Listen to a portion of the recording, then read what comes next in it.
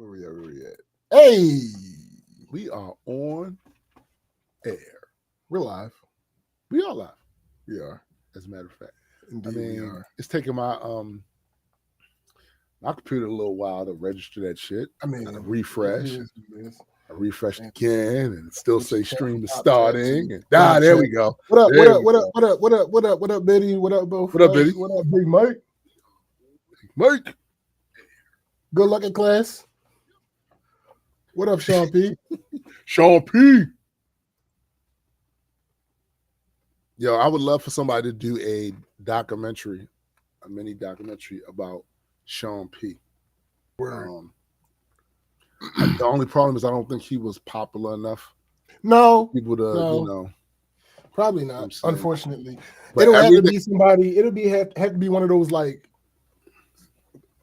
weird guys, like Yes. hip hop head slash Yes. historian Yes. slash documentarian.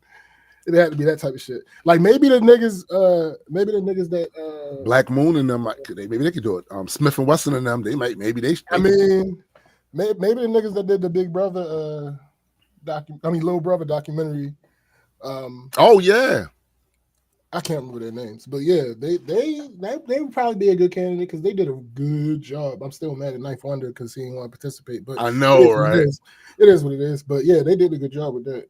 Yeah, because like the bits and pieces I get about Sean P from people that knew him, I was a funny dude, Joe, and it's like I'm pretty sure there are a hella stories that we're missing out on, right? Because he didn't become super mainstream or whatever. But like, cause for a while I didn't even know he was still rapping. Cause I remember him from Helter Skelter, right? But I didn't remember him and Rock. But I didn't remember I didn't know that he was still rapping until my man CJ. This gotta be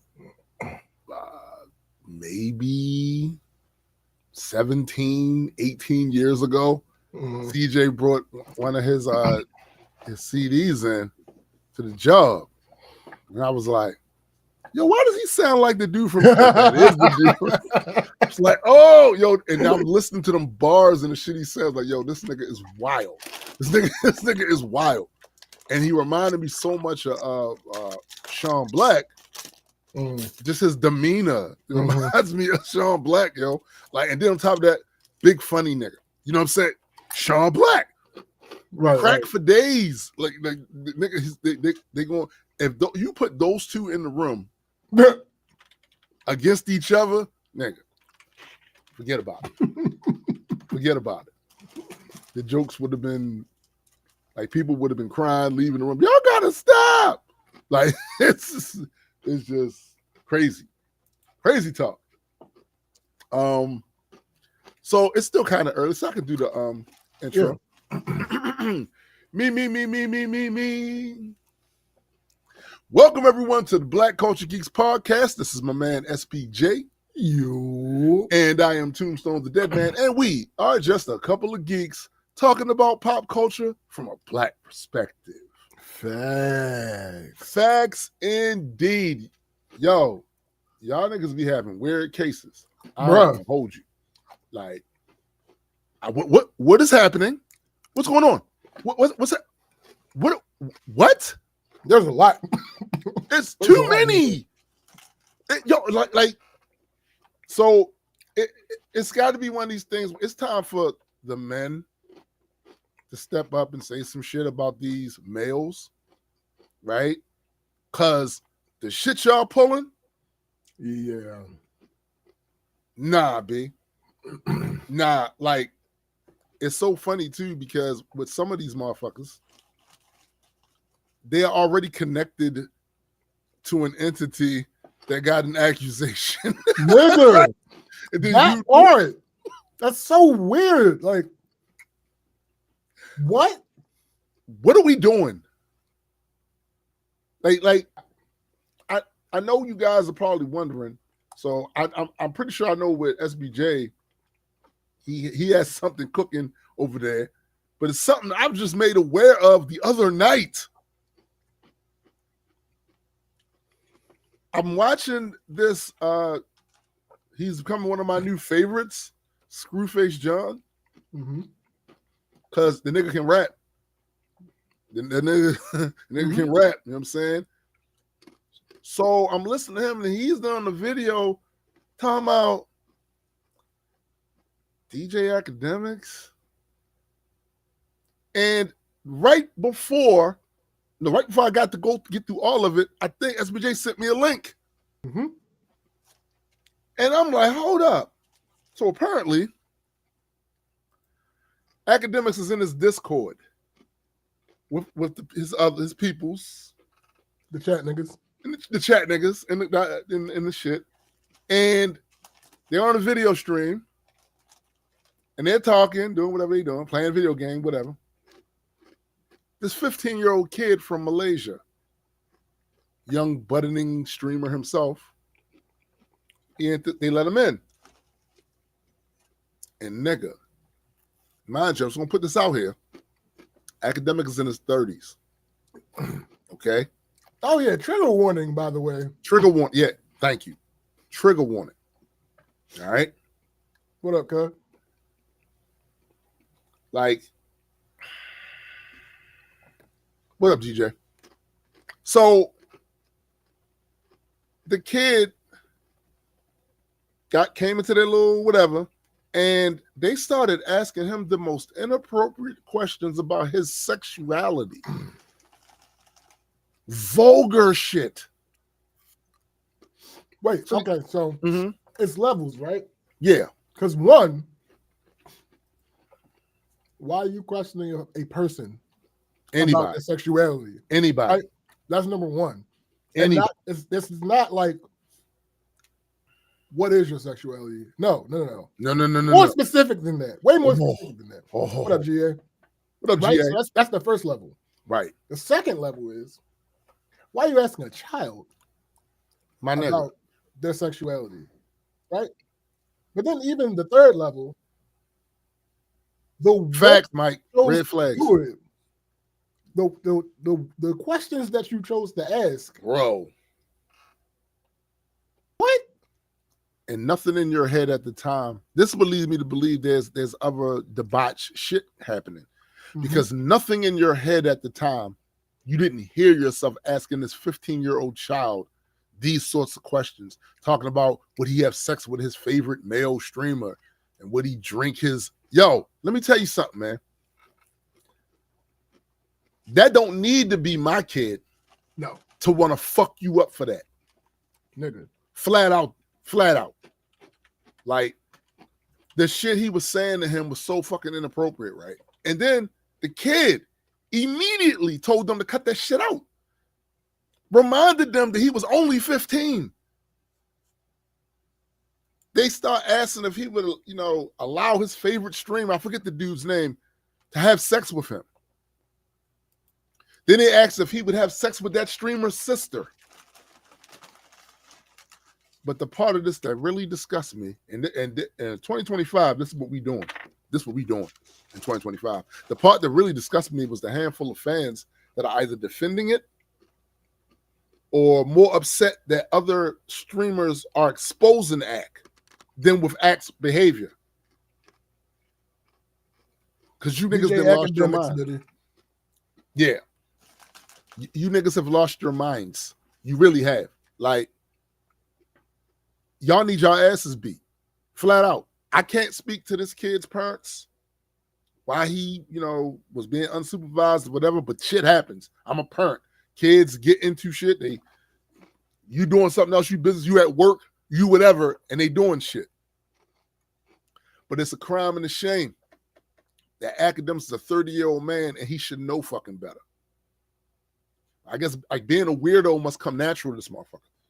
The shit that's crazy though is he started to try to defend himself in a way that really he's not taking any accountability for it.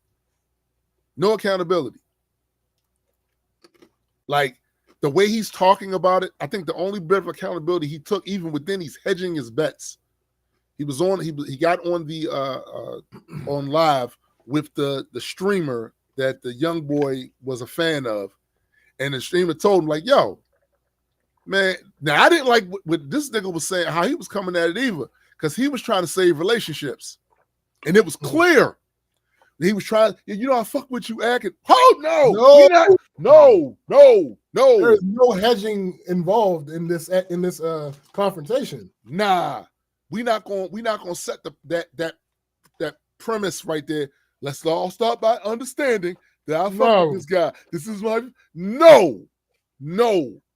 That young boy look up to you. Right. That young boy look up to you, and you know who that kid is too. You've interacted with him. This wasn't about you saving no fucking relationships, you fucking punk. This wasn't about that. This was about you doing the right thing and checking this nigga. Said this was one of my biggest fans over here. What is you doing trying to violate him? Nah, not on my watch. When I saw the reaction from some, it's a handful. I'm not even gonna say it's a whole bunch of them because I didn't see a whole bunch. I just saw a few. And before that ball gets rolling and those narratives get stirring and rolling, that ball goes rolling downhill where these groups, this small group infects the larger group.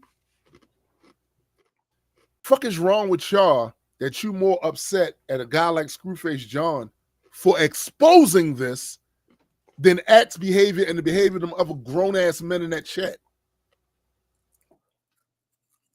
They started out violating. Right. Yo, what's your address? We're gonna send some strippers over there. Right. Yo, then when they asked him about the one streamer that the guy looks up to, his sister, he said he does have a sister and she's older, she's over 18. So no, like that. And then they go, why? Because that's grooming. The kid is telling because that's grooming. I'm glad you finally used that word. Let me read this article. DJ Academics exposed for grooming 15-year-old minor. DJ Academics, a well-known internet personality and podcaster, is under intense scrutiny after making inappropriate and sexually suggestive comments toward a 15-year-old Twitch streamer during a live stream on January 23rd.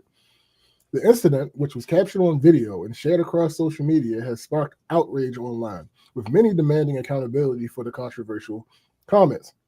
The first video, which surfaced on X, shows an unnamed individual speaking to Norgod, the 15-year-old streamer.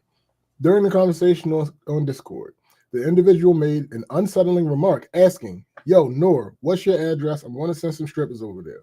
When Norgod responded that he was 15 and uncomfortable with the suggestion, the person appeared to dismiss his concerns, saying, "So?" The interaction raised alarms about the nature of the conversation and the apparent disregard for the minor's discomfort. Another clip from the same day featured DJ Academics engaging with Norgod during a Fortnite live stream.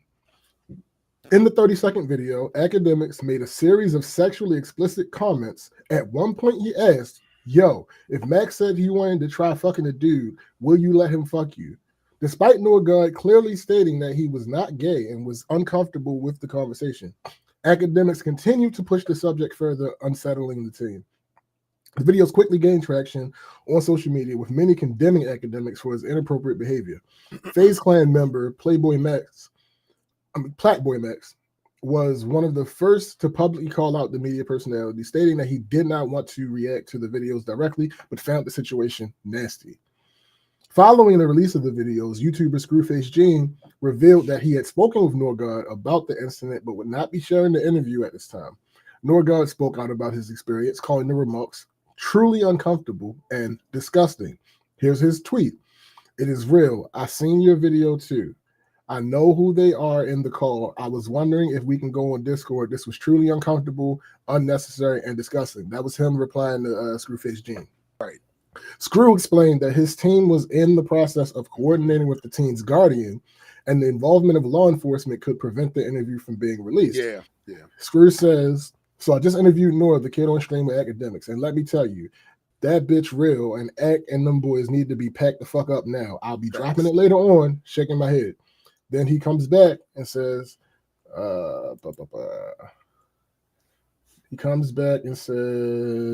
"So it's looking like I might not be able to drop this interview. I wanted to get the story out there, but it has come to my attention that his guardians and possibly law enforcement need to be a part of this.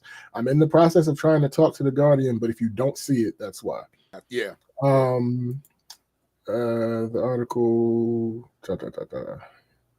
And DJ Academics, whose real name is Livingston Allen, has long been a controversial figure in the world of hip-hop and online media. He first gained his fame through his YouTube channel, where he provided commentary on hip-hop news and later became the co-host of Complex Network's Everyday Struggle. Academics also hosts his own podcast, Off the Record with DJ Academics, on Spotify.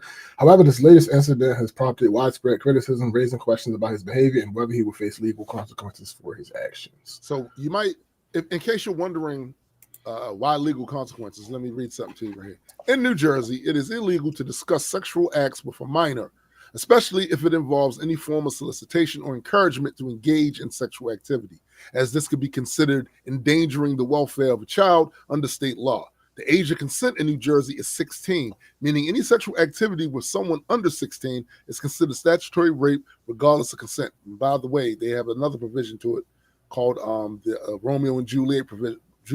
So don't be acting like just because that person's 16 and you 30 fucking 5, you can still go in. Right. Nah, that's not how that works either. All right, so why is that important? Ack lives in New Jersey. Mm-hmm. His little mini mansion is in New Jersey. So you're absolutely in New Jersey talking to some 15-year-old Malaysian kid in this way. Like, it's too much. This is what Run DMC was talking about when they said never let a punk get away with murder. Mm-hmm. Y'all let this nigga live, eat, and breathe in this culture and succeed and get to a point where his arrogance has extended so goddamn high, he be talking shit to legends. And why?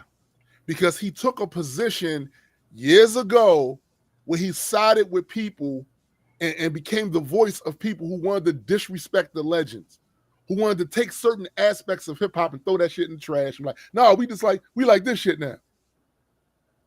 And he became that voice. Y'all keep boosting these niggas.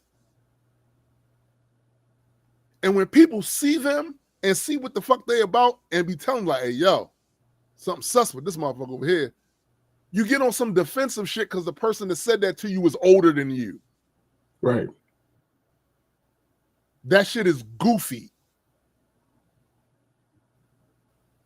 You know, it's plenty of times when I was a kid, my grandfather gave me advice, and I ain't take it.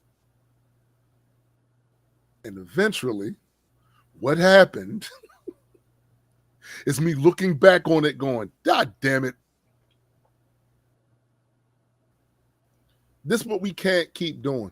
We can't keep making it like young people have no knowledge or wisdom about anything that can be offered. So we ignore everything they say. And we also can't keep making it so that just because somebody's older than you and have some lived experience over you and things may have been somewhat different when they were coming up, that they don't have some wisdom. Because when it comes to like seeing people are today what people are yesterday. People, whether it's 2025 or 1925, people.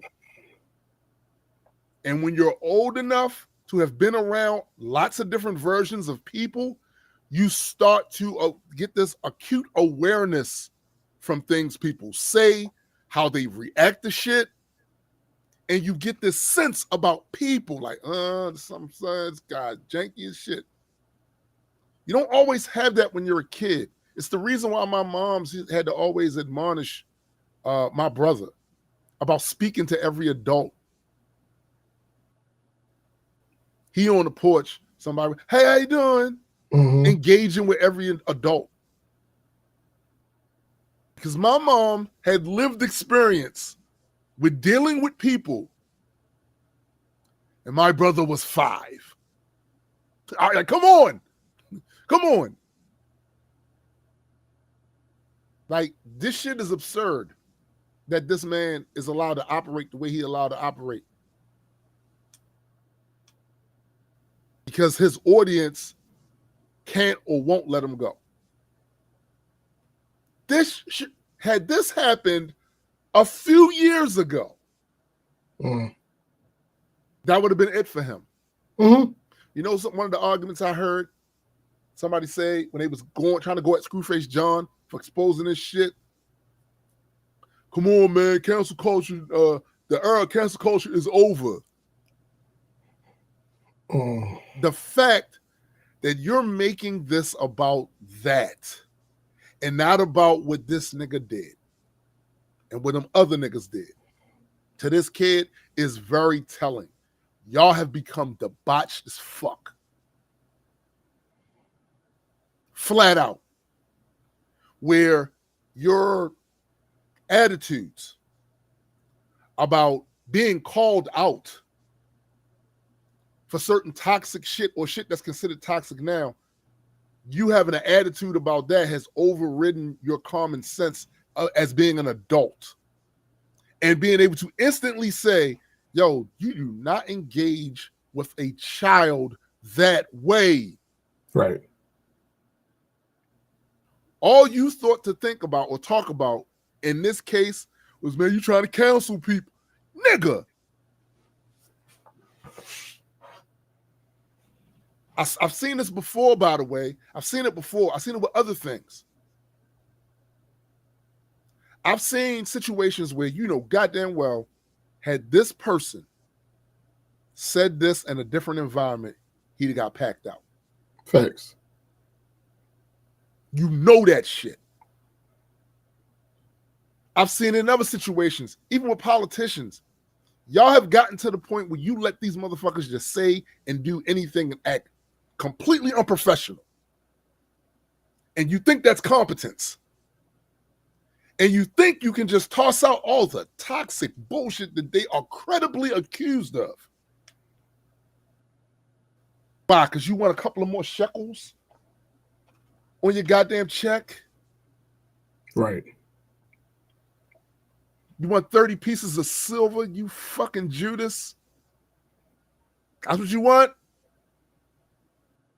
That you gonna sell your morality down the fucking river and shit? Because this person don't like who you don't like. Academics is part of that whole wave of motherfuckers being allowed to say and do shit that we would not have allowed them to say and do. But the only reason why they're being allowed to do that is because he dislikes who you dislike. Right. So you want to toss all that shit up out of here. What's up, free thinker? Toss all your morality, all your credibility right down the fucking river. Y'all did that with Drake. Toss all your credibility down the window. All right. You then cannot be upset. Well, you can be, but you can't expect nothing else. Right. When niggas start carrying you the way they carry you. And we start seeing you how we see you, because we're seeing you for what you really are. You're debauched. The first thing that should come out of a grown person's mouth upon hearing some shit like that, they should be getting with the adult. What? Right. Not the person that exposed the adult. No, that's weird. That's weirdo shit. Act got a weird case. Why is he around? Well, he already has a weird case. Excuse me. Let's correct that. He's already had weird cases. Right. But this? Nigga, we'd already seen this man put hands on a woman on video. He's being accused of some other shit too, of allowing some girl to get raped in his house, or she claimed he was involved. Right. That's it, free thinker. Some people love the bandwagon. Oh, he hate him. He hate him too. I like this guy. Right. Right. That ain't enough, B. That is the reason for the whole your heroes have no power here shit. Our heroes don't have power here too. Now look, I told SBJ I don't have any heroes that are living except for my mom. Right. That's it. So all of you can get it. Every single one of you can get it. A lot of times it's what you allow them to do. And there's a part of me that's for having a certain amount of rope for them to hang themselves, because we got to get them the fuck out of here. Facts. You know? But the part that's really bothering me, of course what he did is bothering me, but the reaction from some people about what he did, that shit is, because I see it happening too often. There's always a cheering section for these toxic motherfuckers. Mm-hmm. Trying to find some nuance and some bullshit. Screwface John is not wrong. That is man shit for using his platform or trying to use his platform to expose somebody doing something like that. If you see something, say something. It's that simple.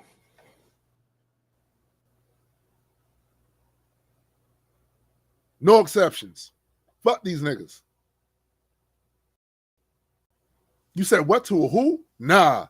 Fuck out of here. That part. You did what to a what? Get the fuck out of here. GA says, my father is my hero, and he can get the business if he act wrong. Hey. Come on, bro. What are we talking about here? What are we talking about? Y'all going down that slippery slope. And it ain't too late to catch yourself, because a lot of you niggas are hiding under some sort of obscure name online. Check yourself. Look at that from a macro view. Look at what you posted, what you're defending from a macro view. This is the same thing I said about the whole fact-checking thing. Like, y'all, on the ground, it look away to you. Stand on top of a building and look at you saying, fuck fact-checking. Stand on a building, right? And look at it. I know on the ground, it look away, right? It look, yeah. Stand up top and look at that and listen to that. Man, them fact checkers, it's looking weird. Wild. Bro, it's looking wild. I was appalled, B. I think there's been a lot of appalling shit happening this last week. But that shit right there, nah. Yeah, that took the cake, bro. The culture gave this nigga too much money. Yeah. For him to be doing shit, to not know better than that. Are you serious? There was an argument somebody said to me a while ago. It may have been grading about there is something corrupting about having a certain amount of money. Sure. Especially the people who already was morally compromised to begin with. Because after you then bought everything you ever wanted, experienced everything you possibly could experience, at least above board, you were already morally compromised. So it doesn't take much of a push to get you involved in some debauched shit. That's one angle. The other angle is, because money is such a cheat code, you get accustomed to being able to skip the line, to do what you want to do when you want to do it. And that also includes disregarding certain moral safeguards that society has put in place to protect vulnerable people. I can do this because I have money.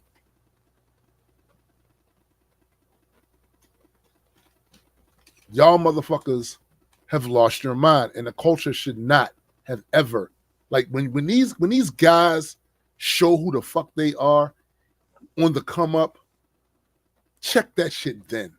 Yep. This man did this war on Chirac shit and talked all kinds of crazy about dying people, people's sons, their brothers, dads, cousins, homeboys. Made little witty jokes about it and all this shit. While people were fucking dying. If that's not a red flag, what else is? And when the men show up, when the adults show up and react the way they should react, I don't want to see you cornball niggas attacking them. And you ain't had nothing to say about this other nigga. Right.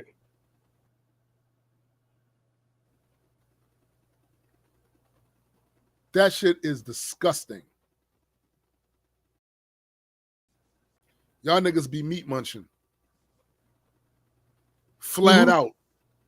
Because this dickhead is not talented.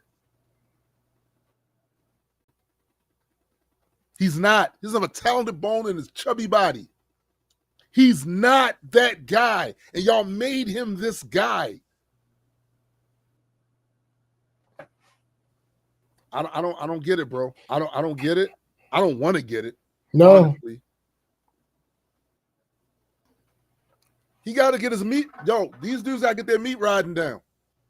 Yo, get that down. Yeah. It's rising kind of high. Were you willing to do that for a guy that just did what he did?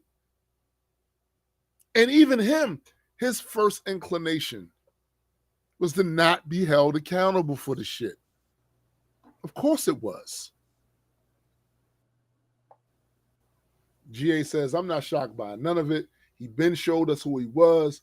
They say I'm too harsh. Nah, I've been right about these people from jump. We can't ever give them an inch. And this is what, yo, that right there. You too hard. No, we're not doing that. No, we're not doing that. Because guess what? Us being that way prevents that. We don't get to that. Had more of us been that, man, fuck this nigga. More of us would have been like that. We don't get to this. Nah. No. We not letting them get away with none of that shit. And we got to be that way. Because apparently it's too many people that's not that way. Letting these niggas still eat. He should be working at McDonald's by tomorrow. He should have had a mass unsubscription. People should have been like, oh, what he did? Nah, yo. The fact that didn't happen, it should bother you. Because it should bother you who's surrounding you. That shit is gross. Yeah. When I think back to all, it's a bunch of creators out there that ain't doing nothing like that. Ain't doing nothing like that. Right. Support them.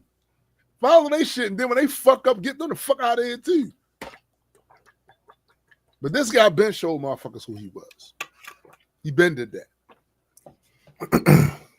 What make it even weirder, you are at the very least algorithmically connected to a guy who is accused of similar shit. Y'all got Kung Fu Kenny out here looking like a prophet. Bruh. Nigga.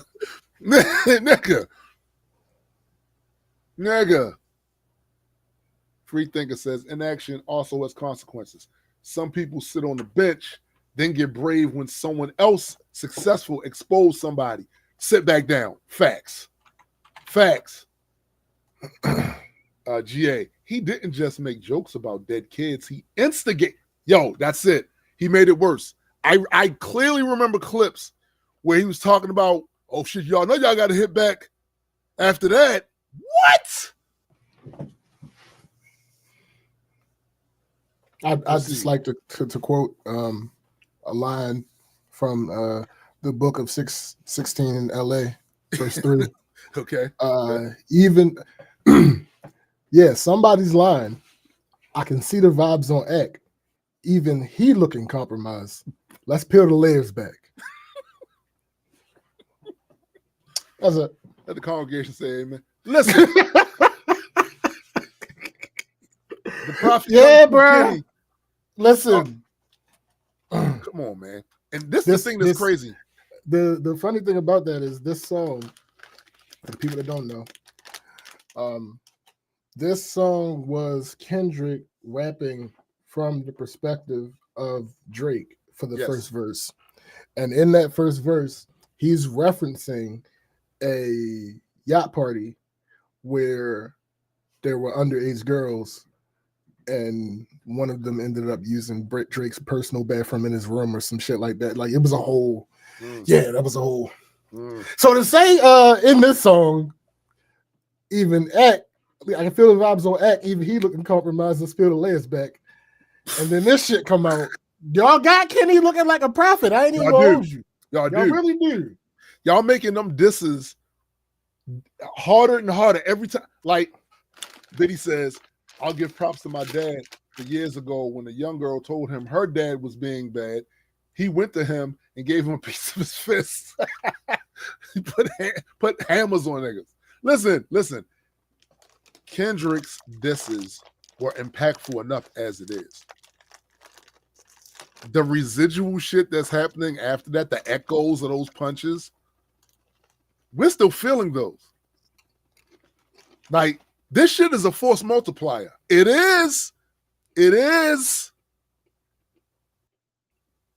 So now we're not even just saying, yo, he bodied Drake. We saying he bodied y'all. Y'all. That whole wing. It just keeps going. Y'all be talking so much shit about him, but y'all won't let this shit die. Yeah. Let him go. I never liked that whole shit what they did with Drake with the whole, well, if he gone, then what else? Nigga, stop it. Well, if who else gonna feed y'all with music? Nigga, stop it. Get the fuck out of here with that. You're talking about the least important thing of all of this. Yeah, bro. Like, what? So nobody, listen, that sentiment reveals more about you than anything else. Yes. Because you're telling me that you only listen to one person? That's the only music you listen to is one person. Gosh, you know how many artists there are? You are the shallowest. You know how many mainstream artists there are? So you waiting around, hold on, let me see if I understand this. You waiting around a Spotify waiting for him to drop some shit. All this music up there, Spotify, you sitting there going, did he drop today? No. Maybe tomorrow. Did he drop today? No. Maybe tomorrow. What are we doing? That shit is pathetic. GA was like, all these other artists that been making dope music that Team Drake suppressed. Facts free thinker. Yeah. And that's also facts too, GA. Yeah. It means they don't care. Yep. You know what I'm saying? So what is going to record? What that means is, I feel that it is one of our duties to kick your back in every fucking time you do some goofy shit. Since nobody's gonna hold your ass accountable for the shit, you would at least need to be held accountable rhetorically. I also don't like the shit about, if that was my kid, it don't have to be my kid. If you see an adult being sexually aggressive with a kid, either verbally, especially physically, and you're an adult, and you don't step in and say something to do something, nigga, what are you? Why are you even here? Fuck out of here. That don't have to be my kid. I come from that era. Like, I don't know what this shit here. You guys are looking at them and you are relating to the abuser instead of trying to protect the abused. Right. You're looking unfamiliar right now. Looking real unfamiliar. That shit is crazy. The wildest. And honestly speaking, there does need to be some legal intervention going on here. Absolutely. Because the platform that this nigga has is huge. And it's a lot of companies giving this nigga money.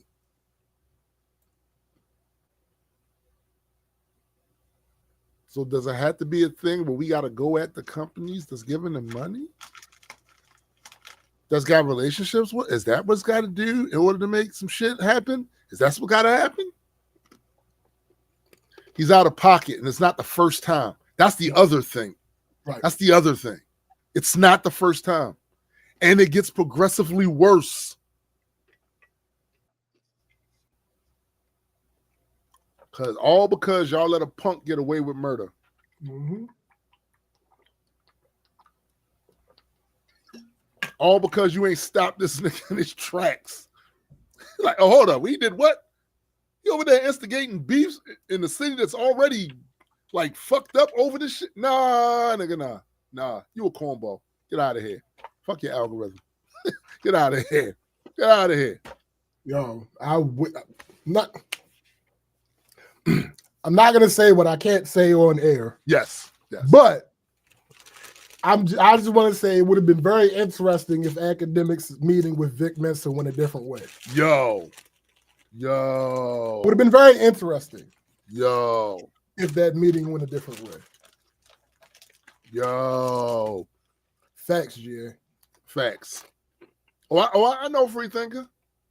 They don't want to get involved. Then it's their kid. They wondering why nobody got involved. Mm-hmm.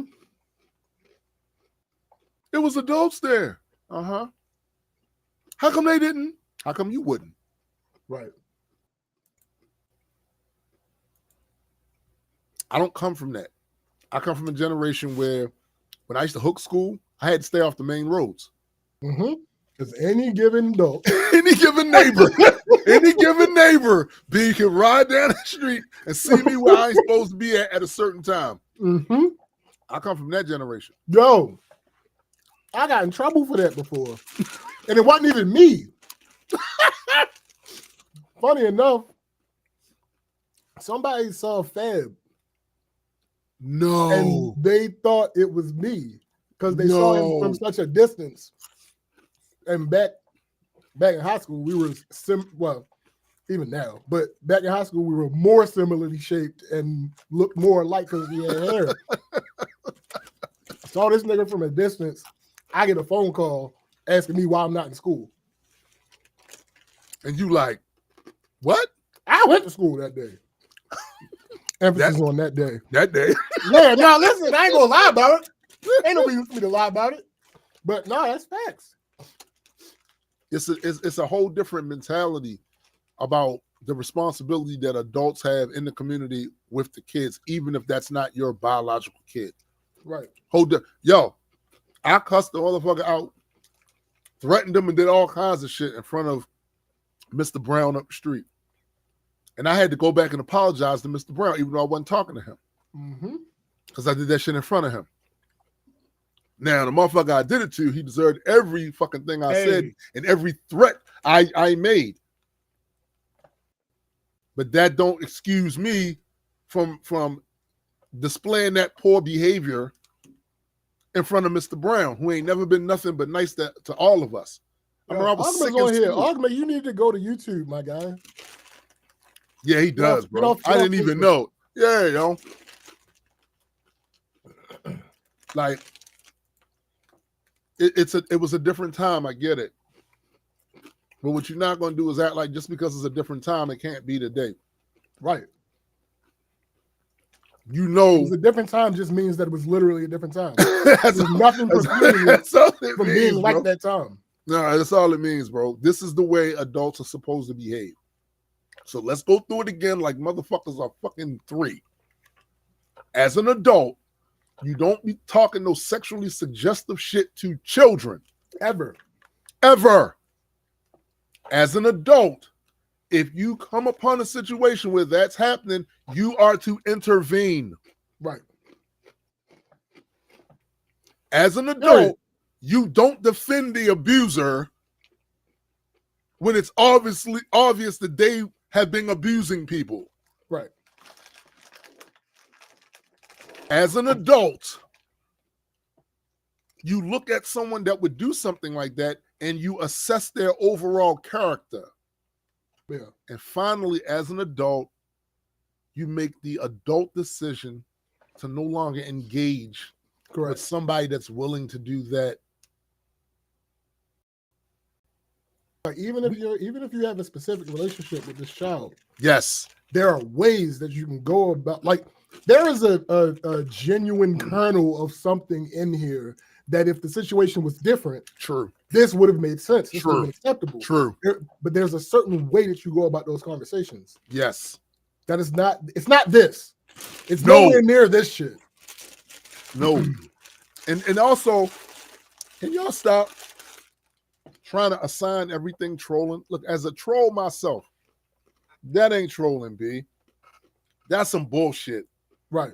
That's we can't label all of that under trolling. Oh, they were trolling the kid. Nah, yo. No. So if somebody walked up to you and slapped you in your fucking mouth, I'm just trolling. You gonna be okay with that? I was just trolling. We gotta stop that, B. And I do realize that some of these content creators have made that part of their content. Absolutely. To get out there fucking with people. But you know what happened to a lot of them? When they do that with the wrong motherfucker, they get beat on. It happens. I've seen the outtakes. It's just a prank. Uh-huh.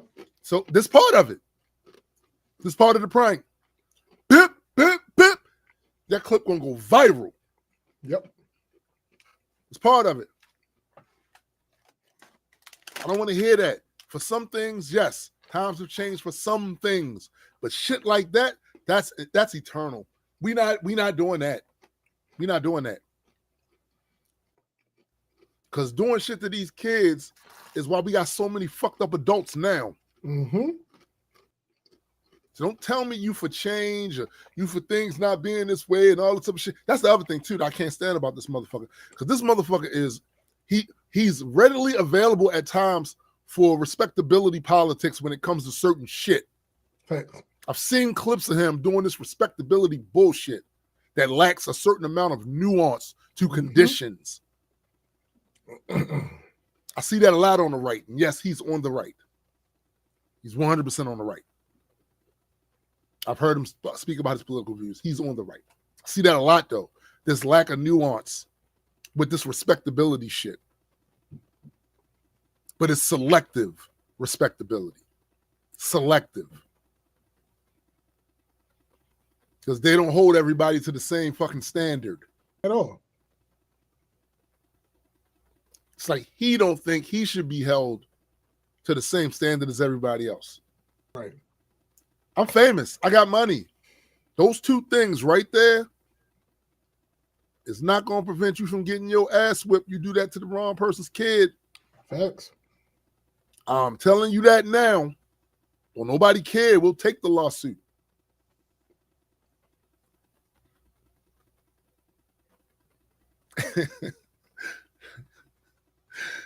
Since Stone was on the roll, I wasn't trying to interrupt that, but I did feel like I was in an empty cave on Facebook.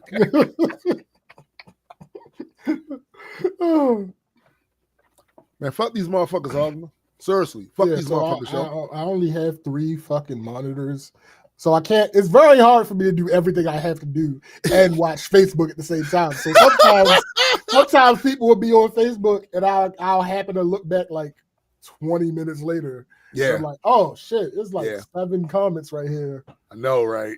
I need more monitors. Oh, this is just a side note because we're gonna get back to what we talking about. I just saw Gray's setup the other day.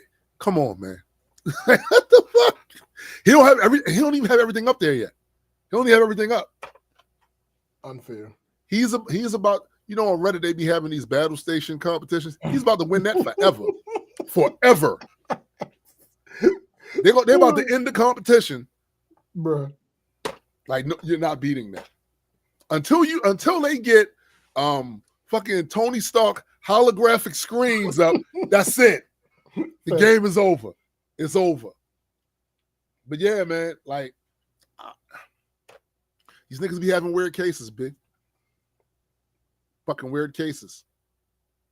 But nothing's weirder to me than watching a public support that shit. Like, that's the weirdest shit ever.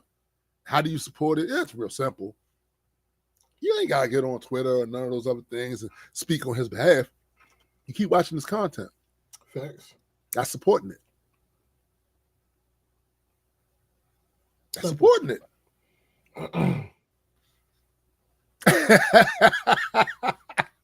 GA said, off topic, but can we collectively side-eye Joey Badass? Bruh. Yo, why niggas going at Cali, yo? Seriously. Like, Joey, this wasn't your fight for real. I couldn't explain it to you. It's not your fight. It's not your fight, Joey. I don't know. They can't have a little bit. They can have a little bit of shine, yo. The South been running shit for how long? Said you ain't come out and say shit, right? You ain't come out and say shit about that. I'm just saying, it's goofy, but that's a good word for it. But yeah, man, stop it. Like, we not tolerating that on this show. We're just not. We not. And we gonna call motherfuckers out. And we not just gonna call out the motherfuckers doing it. We gonna call the motherfuckers standing there allowing it to be done and not saying shit. Facts. Because you the problem. You make these motherfuckers feel too comfortable. Way too comfortable. They ain't gonna say they I swear these motherfuckers have got y'all down pat. They know how to play you like a fucking fiddle. They can gauge your responses. You are predictable as hell. Oh, they mad now, but in a couple of weeks they'll be predictable. Hard to say they wrong. I mean, hard to say they wrong. There's a track record.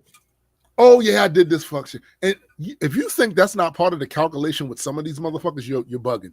You're 100% bugging. That's factored in. That's factored in. Oh, yeah, I'm doing this shit. But look, and somebody around them might even say to him, yo, if you do that, man, they'd be over that shit in a week. Back to business as usual. Facts. Because they really don't care. How you figure? Because we taught them not to. We just got to remind them that they don't care. Right. That's all. We remind you that you don't care.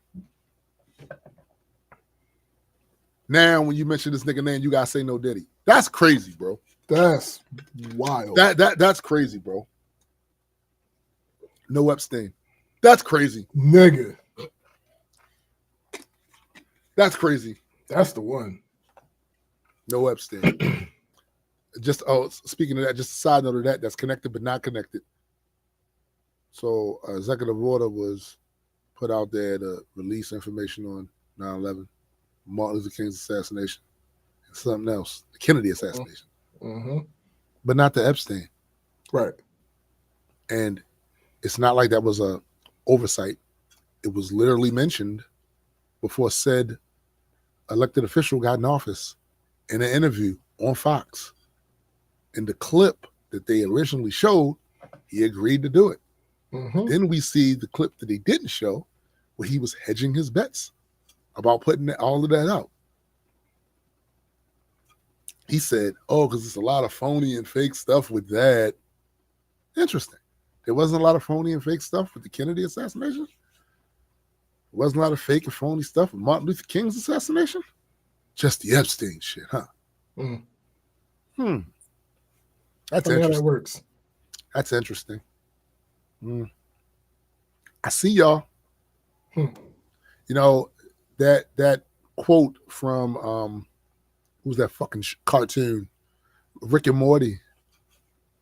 Your boos mean nothing. I've seen what you cheer for. Your moral castination means nothing. I've seen what you will accept.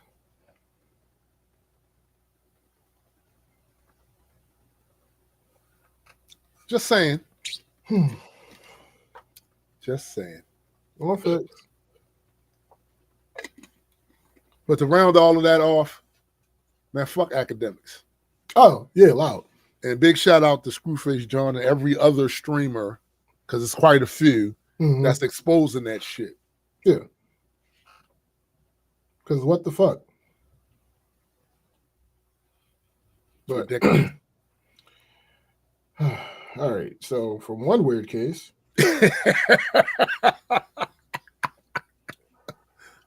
Universal Music files motion to dismiss Drake's Not Like Us Texas petition over lack of evidence. Let me ask you this question before you get into any more detail with that about this very thing.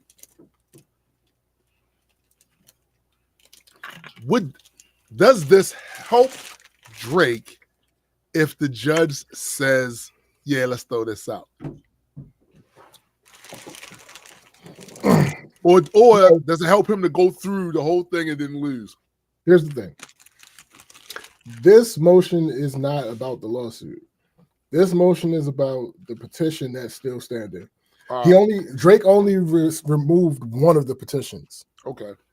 So the other petition was still standing, and now he's filed a lawsuit. And actually, that's part of the reason why UMG is saying that the petition needs to fold, because he's already filed suit.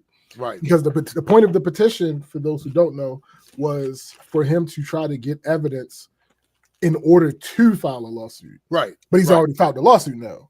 So they got to suspend. Okay. Thanks, GA.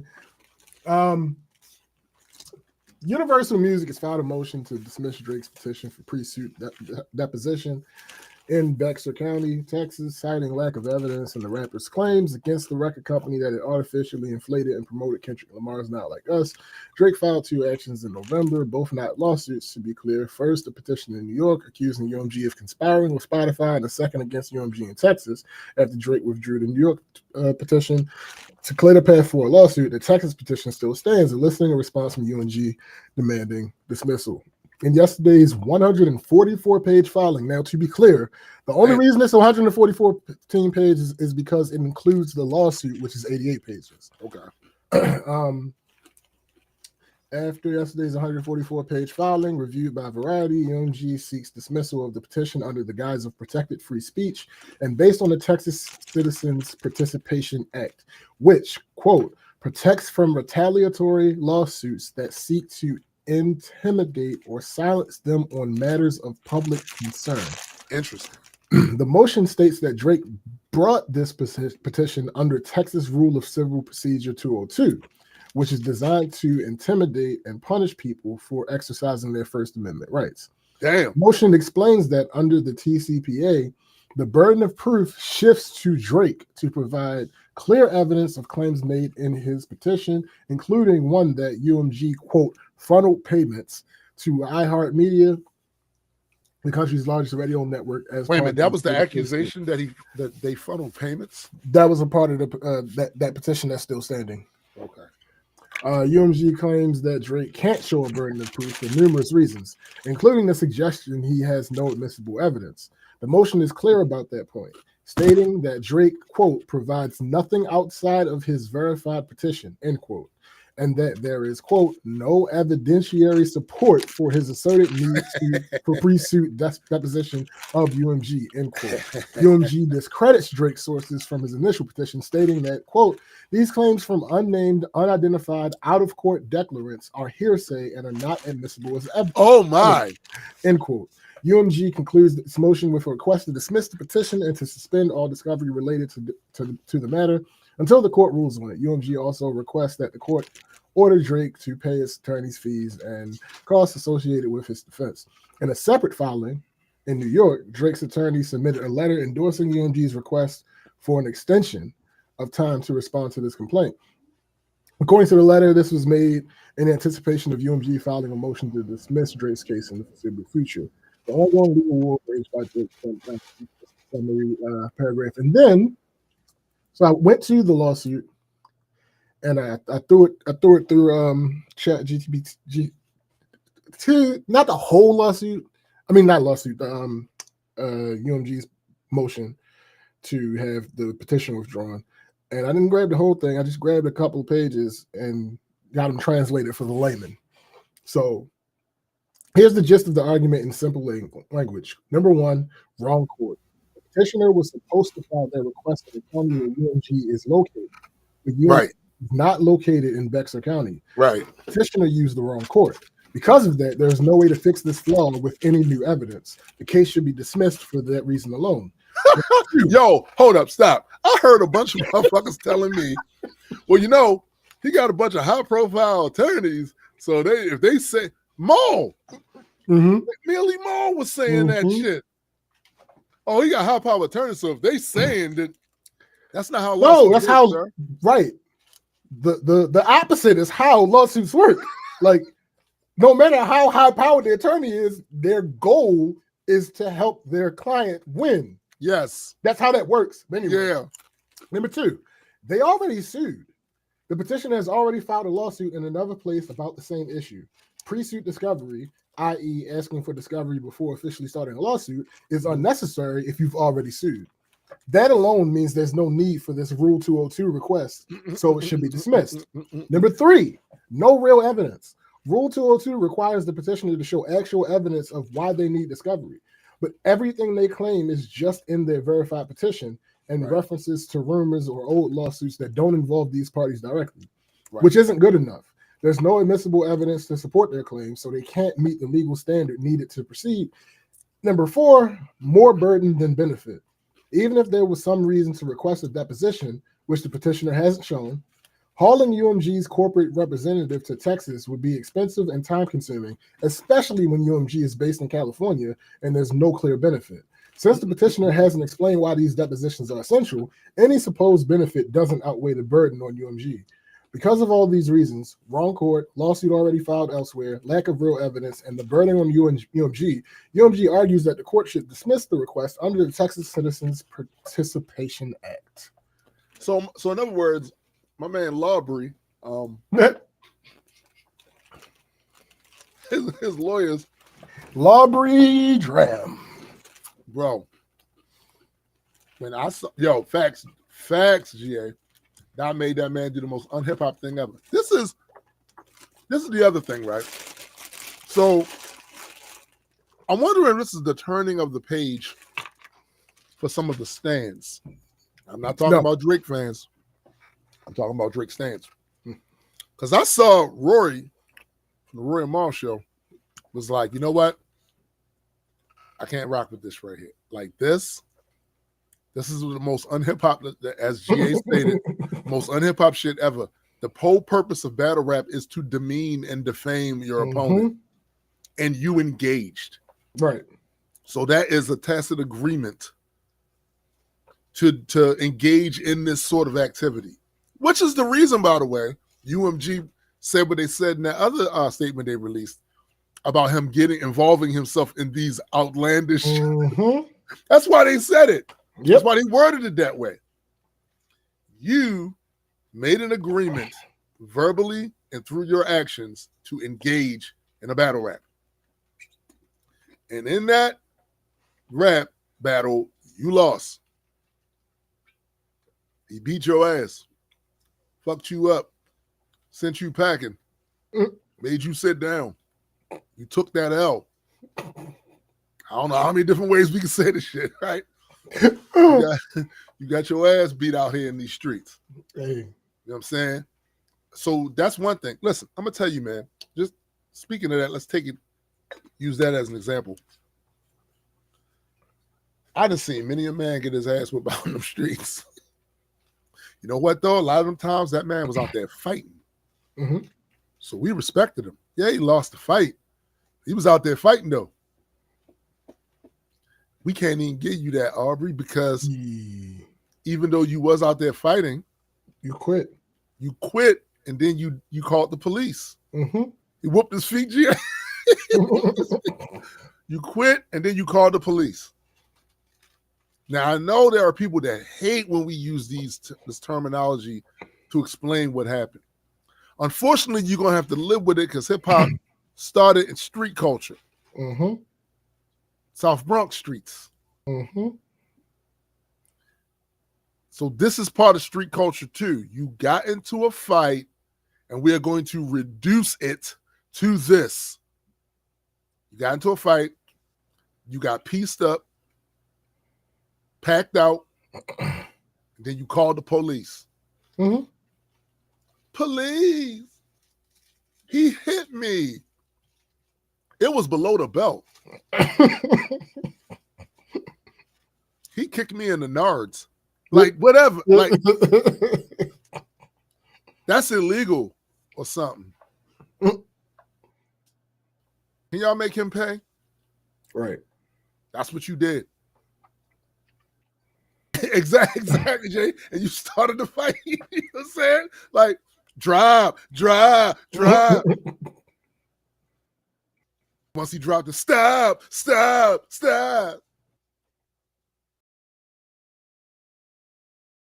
And then every song after that, flop. What is wrong with y'all? You did this to you another motherfucker, Lawbury. You another motherfucker. How dare you? But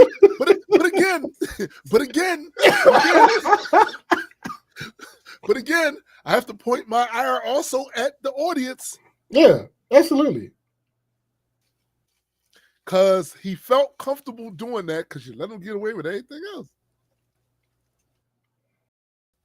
And in this space, y'all were uber confident at the beginning of this beef. And I ain't mad at you for being confident. That's the guy you rocking with. You seen him get down before. You was like, yeah. No.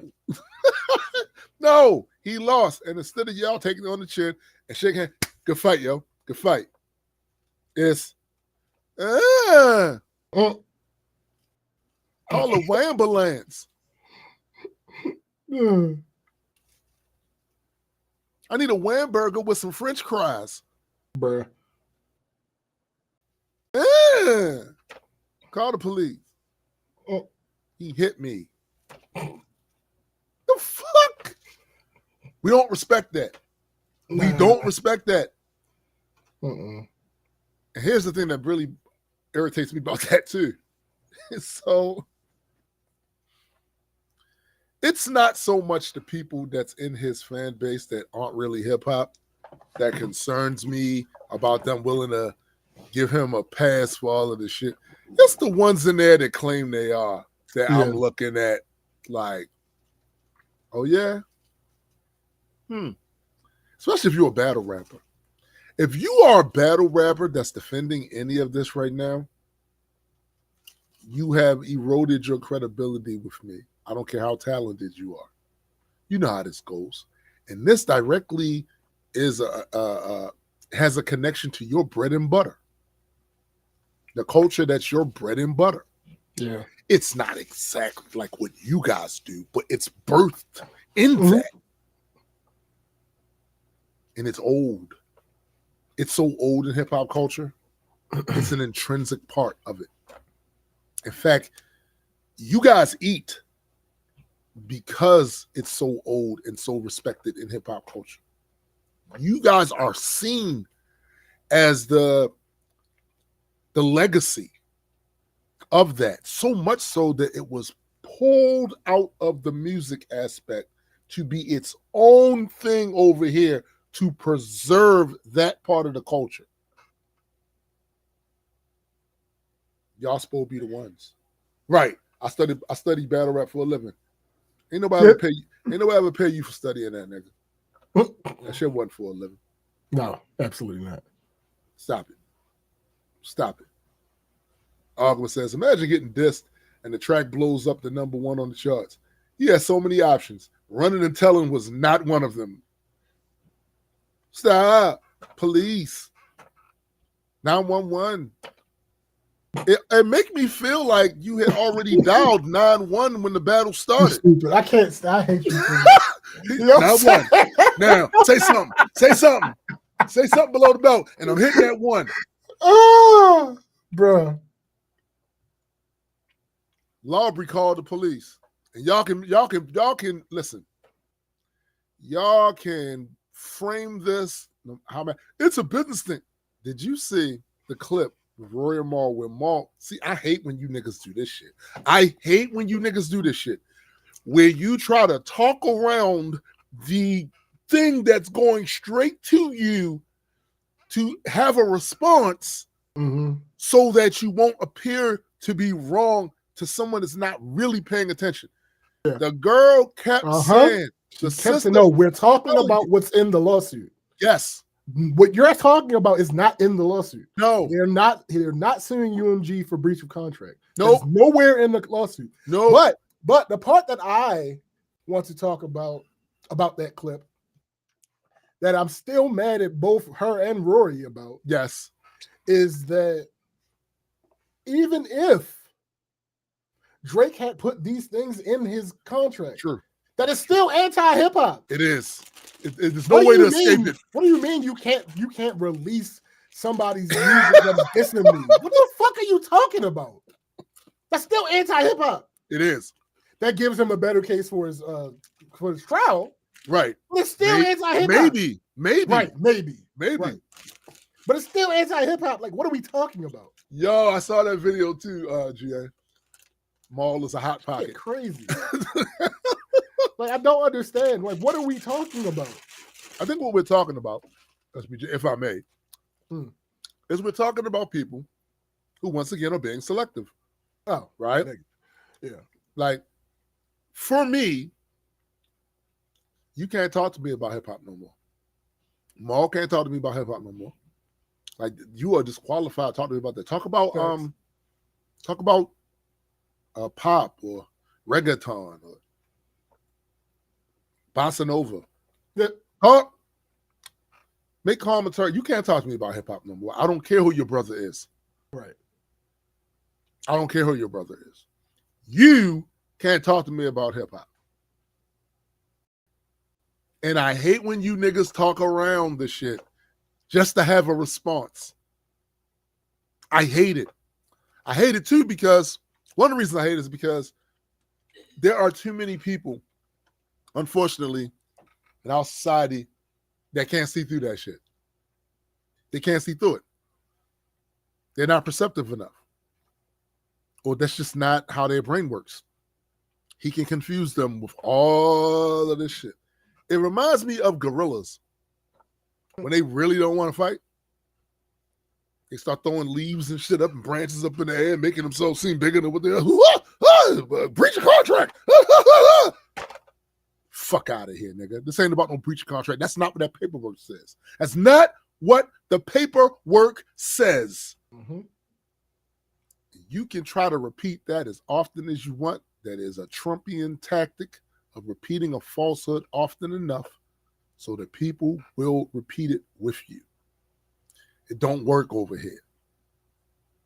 If it's ass, it's going back.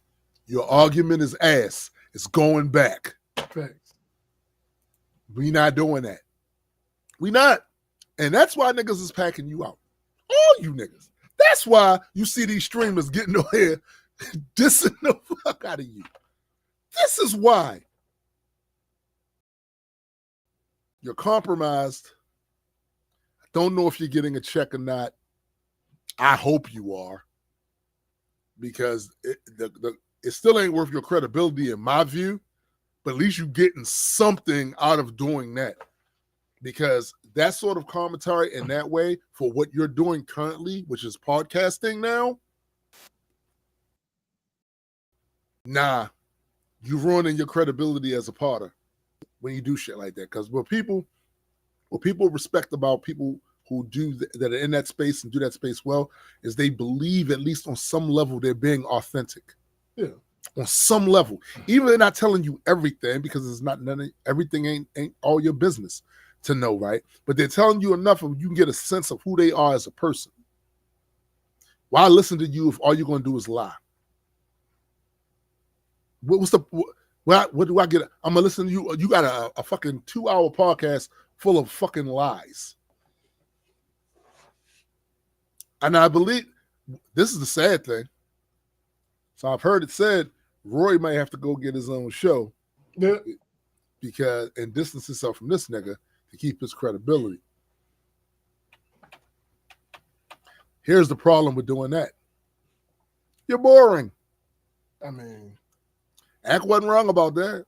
No, not really. A lot of that shit Ack was saying about y'all, he was right about that. He's right about it. he was going at y'all. He was right. Y'all talking all this stuff. I don't know what the dealings you had with you and Joe and the show and blah, blah, blah. I do know this. I heard of Joe Buttons. I had never heard of you niggas. Mm-hmm. Never. So you not going to sit here and act like your names didn't get boosted up being affiliated with him. We're not doing that. And we know how engagement works and familiarity of brand works in this space. You can be a complete nobody beforehand, but if you get on a show with somebody that's a somebody and made their career or their bones in some other endeavor that made them popular, you only need to do 20 episodes. Yeah. I mean, yes. I'm about to make a moot point. Just to argue the point that you're making. Because you're not wrong. You're 100% right. However, they did enough in their that's still, I want to say a statement that applies to both of them, but it's hard to. Okay. Rory had done enough in his career before the Joe Budden podcast, right, that he could have possibly done that same thing with a different celebrity. Okay. Maul happened to be born into a situation that he could have done that same thing with a different celebrity. But would anybody have cared? Like, would he have had to lead with? Oh, by the way, my brother helped. Start like, I don't. But I know at least Rory probably would have had the like. Let's say they connected, right, outside of independently of Joe, right, and they ended up connecting. Between the two of them, they probably would have had enough favors to be able to do it. Again, it's not really an argument against your argument because I'm still not talking about their skill. Right. But I believe too, sometimes like interactions matter, right? So how I interact with another person on these sorts of things, it does matter. Sometimes people have chemistry and that shit carries the day, right? Yeah. When I look at those two, I don't know, man. It's nothing about that's special or extra or none of that, except for the fact that I remember y'all was with Joe Budden. Like, I don't like even take Maul. Now, Rory was in the industry. Yeah, right? He was in the industry. Was in the industry. So if he led probably with a decade or so, yeah, something like that. So if he led with, I was in the industry for some years and blah blah blah, this, that, and the third, that might be enough.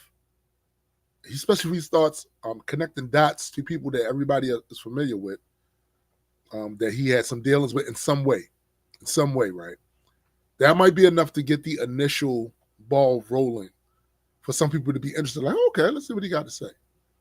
But then after he executes, the way I've been seeing them execute, it's like, this ain't a show that I'm gonna be running to when they got they got a clip up. And I've tried after they left and started their shit. I said, let me see what these niggas doing. And then I would go back periodically just to see if they got any better. And just in my opinion, marginally, but still not. But we got some. I have never watched a single episode of the Rory and Mo podcast. I went to start watching one, and right? I get through it because it went back. It's not. It's just not. And the thing about it, Joey went and got some other people that nobody knew except for initially people didn't know, and now these niggas are names now too. Their names now too. Now Melissa Ford was always a name, so we ain't doing that. I mean, Melissa, Mel, and Flip. Yeah, they already had names, but Ish and I weren't like super popular or anything. No, nobody knew them. Imani. The only reason I knew who Imani was because I listened to Joe's music. Right. And he's done several songs with Joe. Right. But yeah, no, he wasn't super famous either. So like obviously Parks. Oh, obviously Parks. He's a background person. Yeah. So like he wasn't famous. Again, Yeah. So I mean, no, clearly it's Joe. It's Joe. Yeah. But I mean, you know what? Mel and Flip don't hurt. No, and I'm gonna tell you this much too. If you are talented at doing this, and it's a hidden talent you didn't even know. Yeah. But if someone that podcasts, y'all friends, you have conversations all the time. That person has an instinct for compelling conversations that flow well and are interesting. They can hear it in you, and I think that's what Joe saw with Ish and Ice. Mm-hmm. You know, so yes, they came on there, and I got to be honest with you. They are better, at least in that setting, than when I saw Rory and Mal. They have standout moments, even though they be saying shit that I vehemently disagree with a lot of times. Yeah. But they have standout moments I remember and laugh at. Yo, these niggas are stupid for that. All right, I'll say this. I don't have a problem. Like, I never liked the show when it was just Joe, Ish, and Ice. Like I wasn't a fan of that redo because I had been watching the Joe Budden podcast since it was called I'll Name This Podcast Later. Right. I remember Mandy and all that other shit that was going on. I remember when they were sitting in the podcast studio with the big ass circle and they were sitting around with the boom mics and all that. Yeah, I remember all that shit. So I liked the dynamic between Joe, Rory, and Mal. And my issue with the Rory and Mal show is, and it was probably necessary because they're now the leads. Yeah, they're the leads now. It's just them two at that point. But Mal doesn't play the same character. Mal on the Joe Budden podcast, he was always kind of like the straight man, laid back. Yep. Never got out his pocket. Just try to be too cool for school. That was him, and that worked in that dynamic of the three of them. But he doesn't do any of that anymore. You know what it was? I think the reason why archetypes matter, especially when you putting together a cast. Him playing the too cool for school guy, sitting up there in a little chair with his head up like this, commenting and shit, alluding to connections, and never outright saying connections. Right. Yeah. Like the reason that worked so well is because it contrasted Joe's outlandish boisterous bullshit, right? So that worked. And Roy was a mixture of the two. Like, he was a mixture of two. He was kind of in the middle right there. That shit he was the foil. He was the foil. Yep. Yeah, like Joey would pick on Rory a lot. Yes. Yes. That worked. Yeah, that dynamic worked. And then when they left, they didn't have anything in place to. Who's the comedy relief? Who's the guy? Right. Who's the guy that's activating everything that y'all have to respond to in some way? Right. Y'all don't have that motherfucker.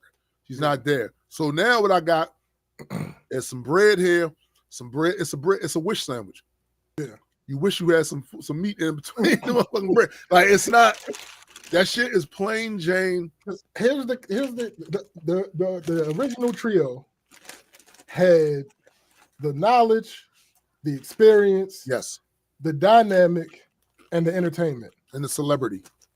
And the celebrity. Just enough celebrity there, yeah. When they moved to just being on their own, they just left with the knowledge and the experience. Yeah. And it's like they have to manufacture the entertainment and they don't have the celebrity really. One of them was supposed to step up and take the role of the loud, boisterous, outrageous, you know what I'm saying?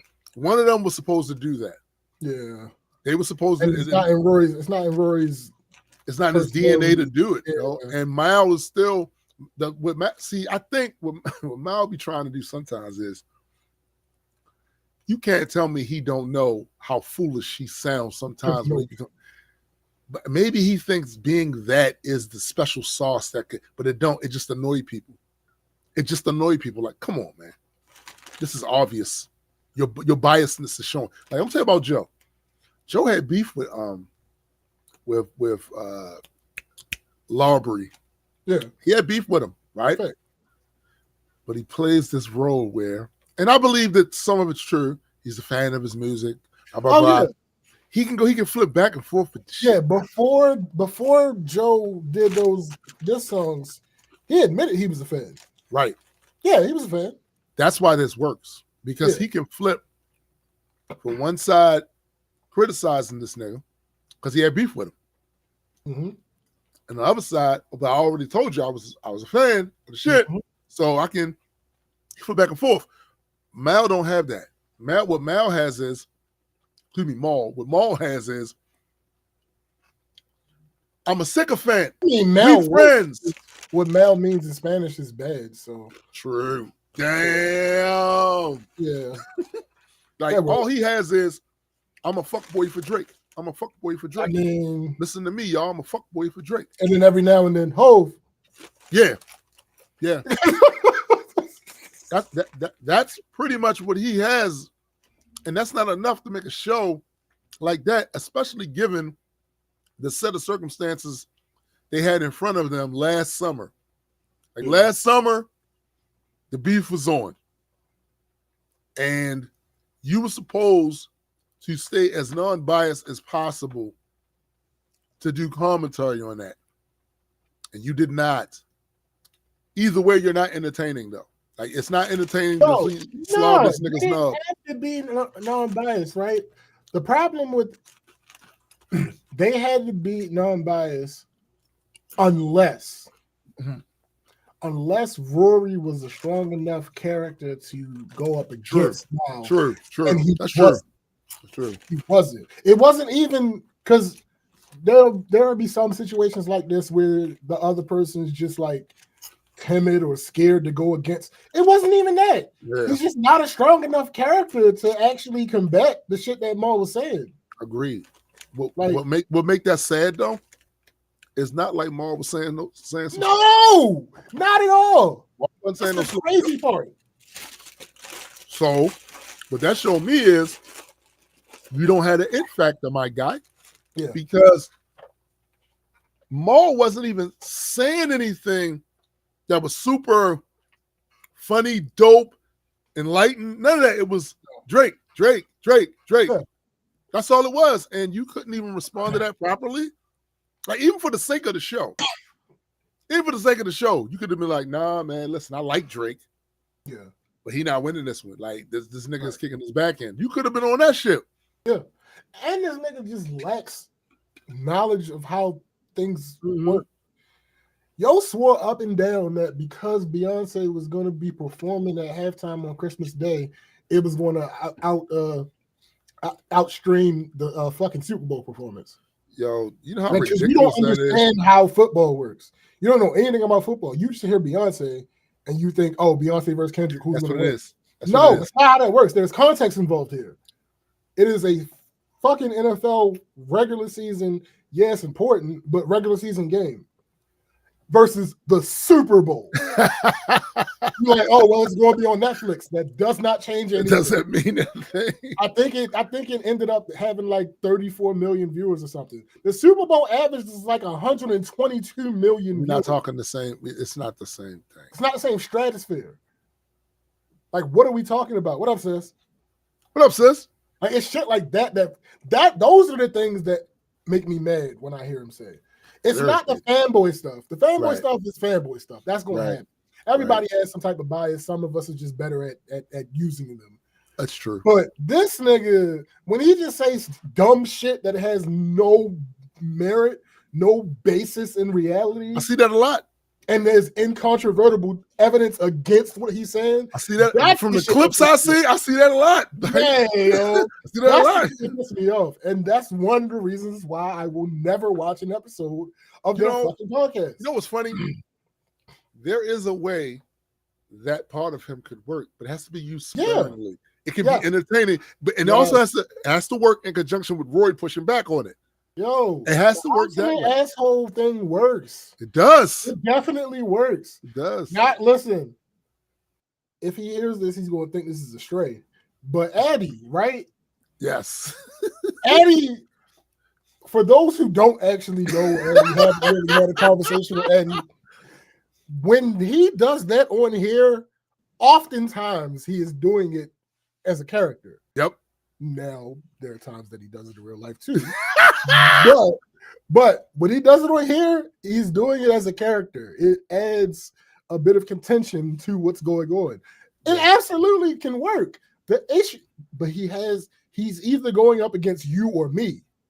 That's a problem. That's when that shit works. That's a problem. It ain't gonna work if you going up against Rory. Yeah. He's just not. Rory's not going to be able to compete. He's not going to be able to. Yeah. Yo, it's funny because when you even think about the chemistry on here is like when Addie's here and I'm here and you're here, most of the time you're the calming force. But what throws motherfuckers for a loop is when you start wilding out. Right. You start wilding out, right? But typically you're the calming force. I may or may not at times be ass. Addie's gonna be ass when he's speaking or whatever. That's just what it is, right? And you're the calming, the unifying thing, you know, that keeps the show on track and I did this, blah blah blah. Right. The reason why to me the shit works is because you can be ass, and then it's a zoo. It's a fucking zoo. Like they don't have that zoo mentality. You know what I'm saying? Yo, Ugma, come on. Yo, Ugma ain't shit, yo. He said, you gotta congratulate Adequate on learning how to read. He just posted about it. Good shit, bro. Yo. That's the other thing to me that for this show that's entertaining is the audience. We have a cast on screen and a kind of a cast. There's certain things we know what to expect from certain people that watch the live stream. Right? Right. We see oh shit. If we see Napalm, here they go. Right. You know what I'm saying? Like that shit works. If we see GA, here we go. You know what I'm saying? Like all of y'all have something that contributes to our output, so to speak. You know what I'm saying? They don't have that. Roy and Mark, they did. They did. The girl and there was another guy, but they got rid of the dude. I think his name was Julian. They got him about it. They just fired that nigga, and it's like, bro, what? I don't know nothing about the show, so he could have deserved it. Like he could have been bullshit. True, absolutely. True. But as far as the shit that I've seen about it, the people aren't happy. I gotta tell you this much, y'all. Be real with you. The girl works because, and maybe Julian did too. I don't know, but the shit that I've seen, the girl works, especially in that case. Where she was reading off what actually the lawsuit was. Yeah. That works. To have that contention works. Now, the problem was Maul didn't play his position right. Yeah. Because at least at some point in there, you were supposed to address actually what's in there. He just, every time she said something about it, he just shut up. He shut up or he went to, but if he breached it, we don't know about the contract. He breached the contract. That's not what this says. The most annoying part of that clip was Rory said something, if something, and Maul said, CGA, here comes the violent nigga. Rory said, if something, right? Right. And then Maul said, no, we're not going to talk about hypotheticals. We're going to talk about what happened. We know what happened. There's no reason to talk about hypotheticals. This next sentence was, if Drake had something in his contract, what the fuck are you talking about, my guy? You just gave a hypothetical, sir. Like, what are we? Do you know what hypothetical means? Is that the problem? Your vocabulary usage is a little shaky. Is that what's going on? Because you literally started with, we're not going to talk about hypotheticals. We're going to know about what you know. So if Drake had a if, the moment you said if, you want to, the moment you said if, facts. Everything you said before then, invalidated, nonsensical. Nonsensical. Hey, what are we talking about? Yeah. We're not going to talk about hypothetical nothing. So if what? Look, I know we not talking about no fruit, so the fruit shit is out the window. This apple. What the fuck are you talking about, nigga? What the fuck are you talking about? I just can't. I can't. This shit idiotic, yo. It's why I can't watch them, yo. It's idiotic. Yeah. It makes no sense. All right, let's move on to weekend review. So my week was plain Jane as a motherfucker. However, good job. Exactly. You need more of those. However, this is a good thing that took place. I leave. Somebody tell me there's a box outside for you. My daughter. I think it was my daughter. It could have been Yetta. One. It's a box outside. That's for you. I go out there, and what's in the box? Comic books. Hey. So apparently, the printers shipped relatively quick too. I got to give them that shout out for that. So the standard issue comics are here. So I'm going to, during the course of this week, start the process of doing fulfillment for those who got the standard issue. I also ordered the posters because there was a few people that had posters. They got the poster tier. The next thing that has to be done, of course, is the metal comics. And we're going to address that at the start of February and shit. So, but I'm going to be, like I said, setting everything up to do shipping. So I'll probably ship some stuff out during the week because I got the packing materials and I got the books. Some of those, they was just books. They ordered the books, right? So I'm going to go and take care of that. But I'm just happy to get motion on that part of it because we got some more Kickstarters we try and do this year, but we don't want to do any Kickstarters until we start fulfillment on the last one. Right. You feel me? So that was a good look. Also, made a bunch of beats this week. And I do like the fact that when I started sharing them on Facebook, stuff like that, the channel started getting engagement, right? Also, so I joined Red Note. What is Red Note for those who don't know? Red Note is a social media app in China, right? I gotta be real with you. I like it a lot better than a lot of the other social media apps. Why? Is it the features? The features are cool, but no, that's not it. It's the people. It's how the content is formatted on there. It's what is actually popular there. Too many times, governments lie to their citizens about the conditions of other countries. There's probably a myriad of reasons for why they do such things. One could be just because they want the people that live in their country as citizens to feel like they're in the best place in the world. Yay! Mm-hmm. Right? And I'm sure that has political benefit to them to do that. The problem, though, is the world is a lot smaller place than it used to be. And you could get away with a lot of that shit when we had no way to actually communicate on a regular basis with people from the country that you're telling us is so bad. They got it so bad over there. You're lucky to be here. Well, not quite. My experience on that app, seeing how they live, in so many cases, they have it better than us. Mm-hmm. Lower cost of living. They get paid less money for some of the same stuff we do, but because the cost of living is lower, kind of cancels itself out. Universal health care. Everyone over there is pretty healthy. In fact, when you look at the life mortality rate, Hong Kong is the highest in the world. All right. They're living longer. Mm-hmm. High-speed rail. Mm-hmm. Great infrastructure. Mm-hmm.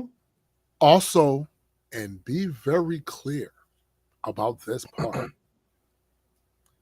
One of the things that they tell us over here, I know certain things ain't right. We got issues and problems, but you're free. At least you're free. At least you're free. Because they ain't. Well, they're about as free as you and me. When it really boils down to your everyday existence, mm-hmm. what you do on a regular day basis, you get your monkey ass up, you get ready to go to work, or you get ready to take care of the kids, You're going to stop off at Starbucks and get some coffee while you do your errands. It's the weekend. Take the kids to the park, playing video games, going to the movies. They doing the same fucking shit in their attitude. I think that's what I noticed the most. Mm-hmm. You know, Americans are pricks. Listen. Listen. There's no argument. Pricks. And when you're submerged with it, it seems normal for people to be prickly like they are when you engage with them on social media, or it seems normal. It is the weirdest shit to get on a social media app where people are nice. Mm-hmm. People engage, where people are encouraging, informative. It's weird because we ain't used to it.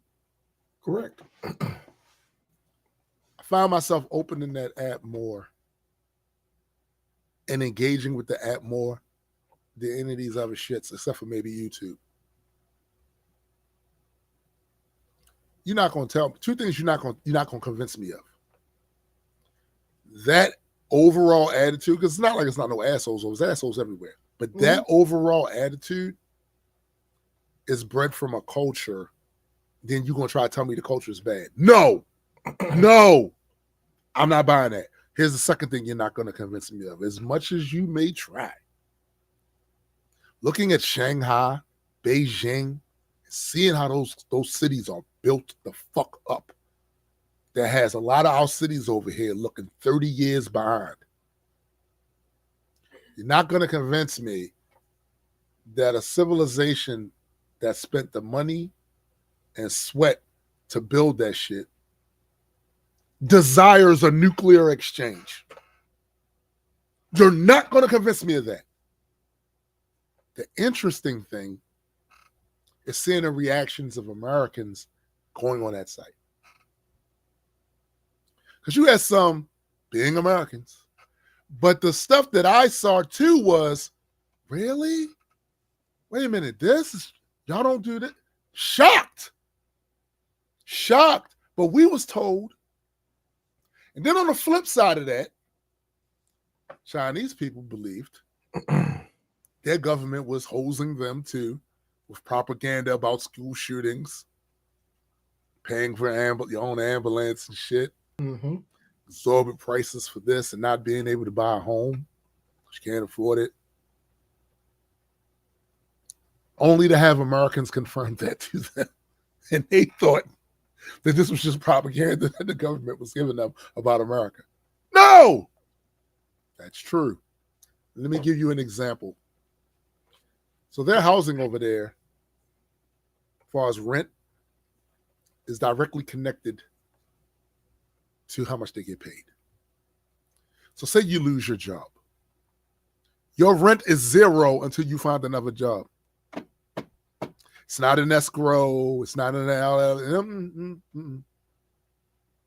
Until you find another job, your rent is zero. That's why they don't have homeless over there.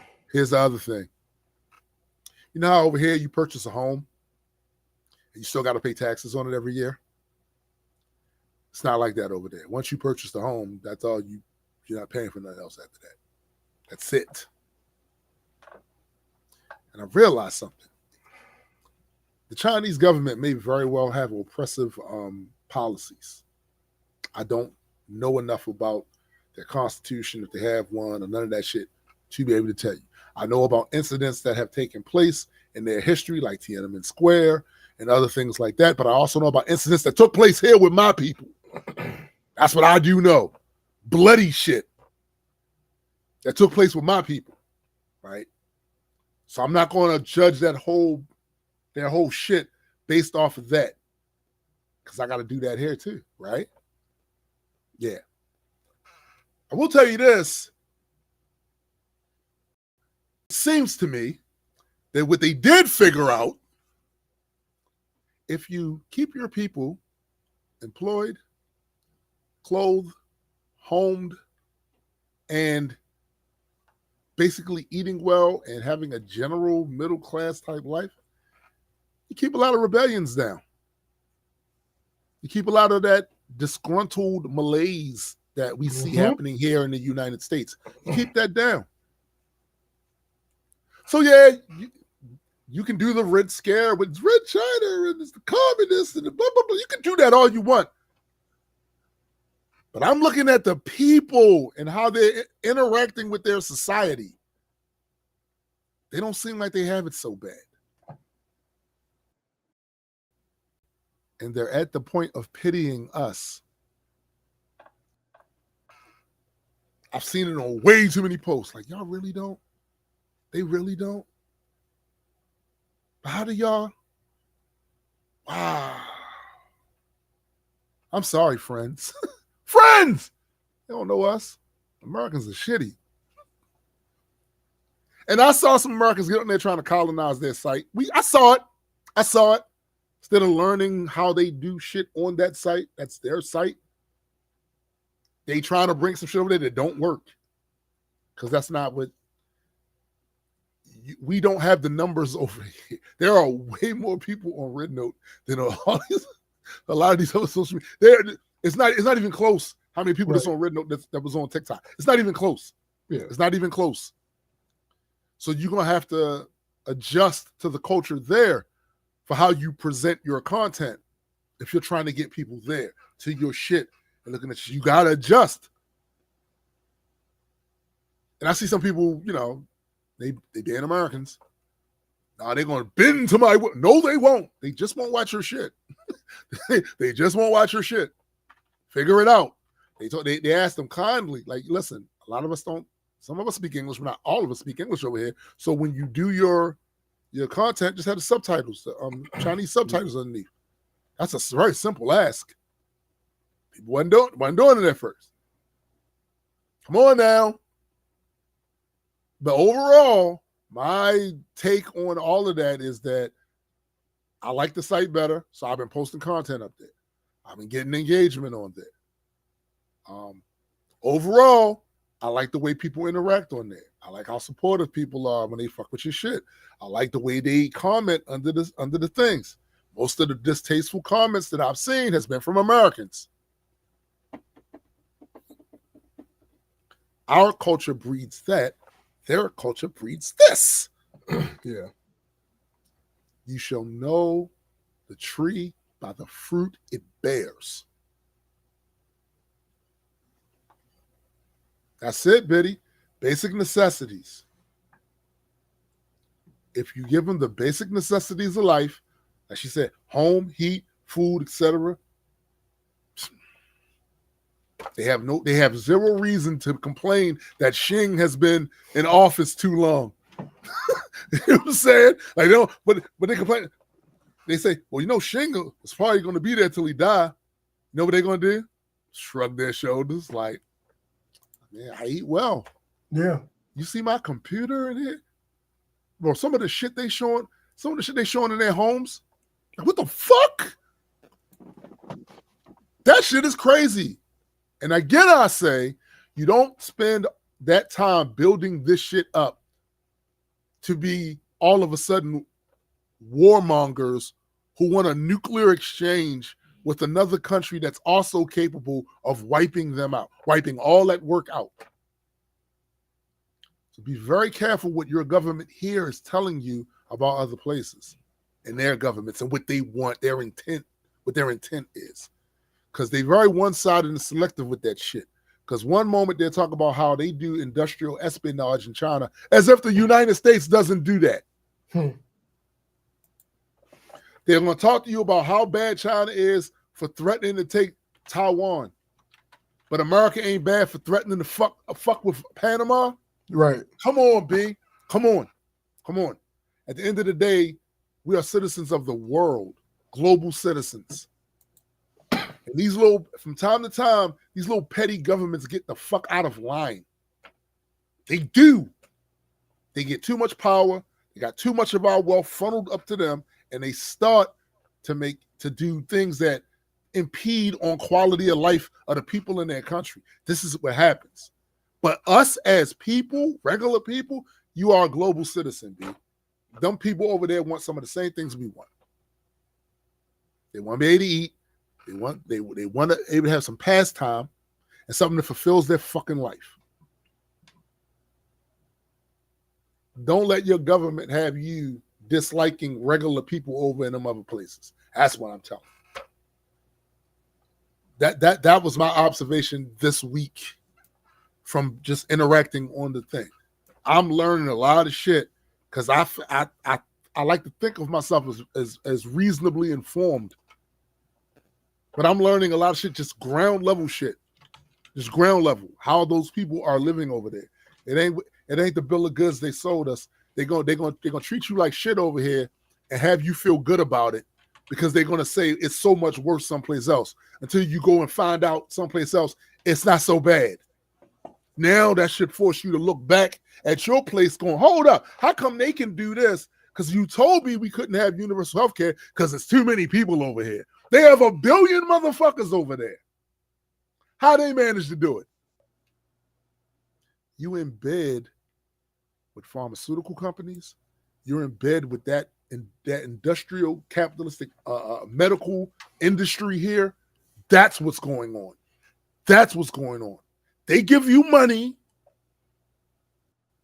and you don't pass laws that keep them from making as much money as they possibly can. That's what's happening. Your politicians are bought and sold here in the United States. Point blank, simple. Corporations run your fucking country. So if you want to know why they can do that someplace else and not here. Oh, by the way, there's billionaires in China too. Just for those who's thinking that, that's for those who's thinking that that's just they don't have none of it's. I saw some motherfucker say Africa was full of mud huts. These are the people you want to take seriously when there's whole ass cities over there. Get the fuck out of here. Can't do it no more. Can't do that shit no more. Seriously. You look dumb. The dumb, stupid, they keep you poor, stupid, and sick over here. How many of you motherfuckers run around with pre-existing conditions? Huh? Right. Huh? How many? Quite a few. How many motherfuckers run around with these conditions that they don't go to the doctors for because they can't afford it and they can't afford insurance? Y'all walking around here with ticking time bombs in your chest or your colon. Ticking time bombs. We are number 48 in life expectancy in the world. 48! That arrogant bullshit that Americans love to have, cut it out, B. It's one of these situations where that's hurting us. You want to pump your chest all up and talk about, I am a real American. Do all this shit and all this shit and put your hand up to your ear and do all that bullshit. It's hurting you because you're not seeing it for what it is. You need the contrast. How other people are living versus how you're living and what your government is telling you. It's saying, oh, no, this is great. You guys got the great life.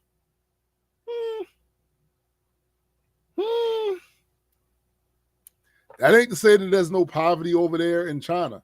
There is. I've seen their poor cities. Their poor cities look like Baltimore.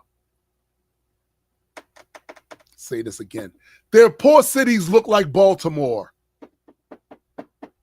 That's their poor cities. No mud huts. Right? Their poor cities look like Baltimore. They got 30 cities over there that rival LA and New York. About 30 of them. Big old sci-fi looking skyscrapers and shit. Mm-hmm.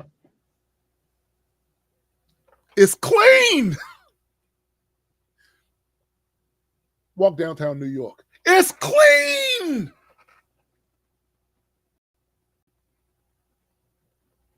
Bro, the infrastructure game, they are. Keep playing. Gonna be the laughing stock. And let me tell you this. Final thing I'll say on this if I can take over the SBJ, just because your country has nukes and has a strong military does not mean that their people are in good condition. It Correct. don't. And some of y'all be leaning into that. Yeah, but we the most powerful so the fuck what? That's cool. How your people living? Right. Are they happy? Are they fat? We fat. But are we happy? Are we happy? Wave that flag to somebody else, B. I'm talking about conditions on the ground. Insurance companies dropping motherfuckers when a fire happens after they paid all this fucking money for policies. They drop. Are we happy? Go down Florida and ask them are they happy the way the insurance motherfuckers is not covering people because it's too many hurricanes, too much shit, too many flooding. We can't do that. But tell me again about how your B-2 bomber looks. Fuck out of here. You get the government you deserved. Especially if you ain't gonna do nothing to change it. And y'all sat there and let oligarchs sit up there in places where cabinet members and Congress should be. Watching an inauguration. The Gilded Age is back, my nigga. Y'all niggas let that happen. So it just wild to me how I'm looking at Americans engage with Chinese citizens, not government officials, not military, Chinese citizens, rank and file, work every day. And the envy is palatable. That shit is physical. The envy is physical. You can it's another presence in the room. I wish we had. I know. I know. Me too. Me too. But that was my week. Good night, everybody. All right. So completely different direction. So I guess I'll start because I didn't write notes about this because it just happened. I got another tattoo. Mm-hmm. I see. Yeah. I thought it was a burn, y'all. Yeah. This nigga like, yo, what's that on your arm? Because I'm about to. No. I thought he fought. No. I dragged a little bit before he slammed it. No. No. It's a tattoo. It's a tattoo. It's covered up. What the fuck? Yeah. It's just a tattoo. It's okay. So I think I mentioned that we were supposed to do it on Chrissy's birthday, but yeah. So we finally got that done. That experience was annoying because our appointment was at 7, right? What's so annoying about that? So we like, and it's on the other side of the fucking world. That's annoying. Here, and the crazy thing about it is, she just moved her office from security, which is 5 minutes away from us. She just moved her office. You're 5 minutes away from security, Mall. Yeah. Watch yourself, relatively recently. So Mall got dangerous. I'm like, I heard it got dangerous. Watch yourself. Nah. So that was one thing. So our shit was for 7. So it's like, dang. Hey, yo, Augment ain't shit. So you finally got that hummingbird peace sign hybrid, bro. So it was like, all right, traffic is going to be potentially an issue because we got to go across town after work. Right. So we left a little early. Mm-hmm. We got over there, I want to say like 30 minutes before 7 or some shit like that. Mm-hmm. We get a text message. The girl like, oh no, let's do 7:30. Right. So we went with Dion. Dion met us at the a shopping center that was around the corner from the tattoo. Did she get one? Yeah. So then we like, all right, we hungry. Let's go get something to eat. They come out of the food place and it's like, oh yeah, she said closer to 8 now. Well, wait a minute. Stop. Wait a minute. Stop. She's at 7:30. Mm-hmm. You get there. She said close to 8. Huh? And then we drove around there to where we're supposed to be at. It's like 8:02 now. We go to get in the place. We can't get into the place. And she's texting, Beyonce's texting the girl, no response. So we go back into the car, sit there for a little bit. Just when we were talking about, hey, hit her up and get these deposits back, because what the fuck? Soon as we were thinking about that. Oh, my bad, I'm just saying this. I was recording a video. Hold on. She was doing what? That's how she advertises her shit. Okay. That makes sense. It don't make sense to keep y'all waiting, but it does make sense. No, but yeah, she's like, I was recording a video. My bad, I didn't see it. So we already a little like elevated. Yeah, just a little bit. We get in there. Could not have been a better experience. Oh, really? No, like somebody couldn't have been carving on you. That would have been no, nigga. I mean, sure that part, you know. But outside of that, okay. Like she was cool. She had wine for y'all. No, it wasn't all that. But she was cool. She was personable. She's good as fuck. Like she's really good at her shit. She's a little slow, but that sometimes comes with that comes the with quality. That's right. Yeah. That's right. So you can't really argue about that. So right. Got tattoos. Tattoos came out perfect, and nothing to complain about except for the whole weight. Yeah. Mm-hmm. Which again, I mean, it ain't like we had nothing planned afterwards. And that's true. And y'all just had an outing. Effectively, yo. Like she gave us good quality. I can't really. It is what it is. Like I mean, so shit happens sometimes. So that was that. Next. Okay, next up. So I just recently got a message from somebody who I haven't spoken to in a while. Mm-hmm. And I'm not going to talk about that message on here. What? No, I'm not going to talk about that message on here. But it reminds me. What message? But it reminds me of a situation that I meant to share on here that happened around my birthday. So a lot of people in my life and on the periphery think that I'm really hard on people, right? I'm not. I just hold people accountable. I don't think that's for you to say.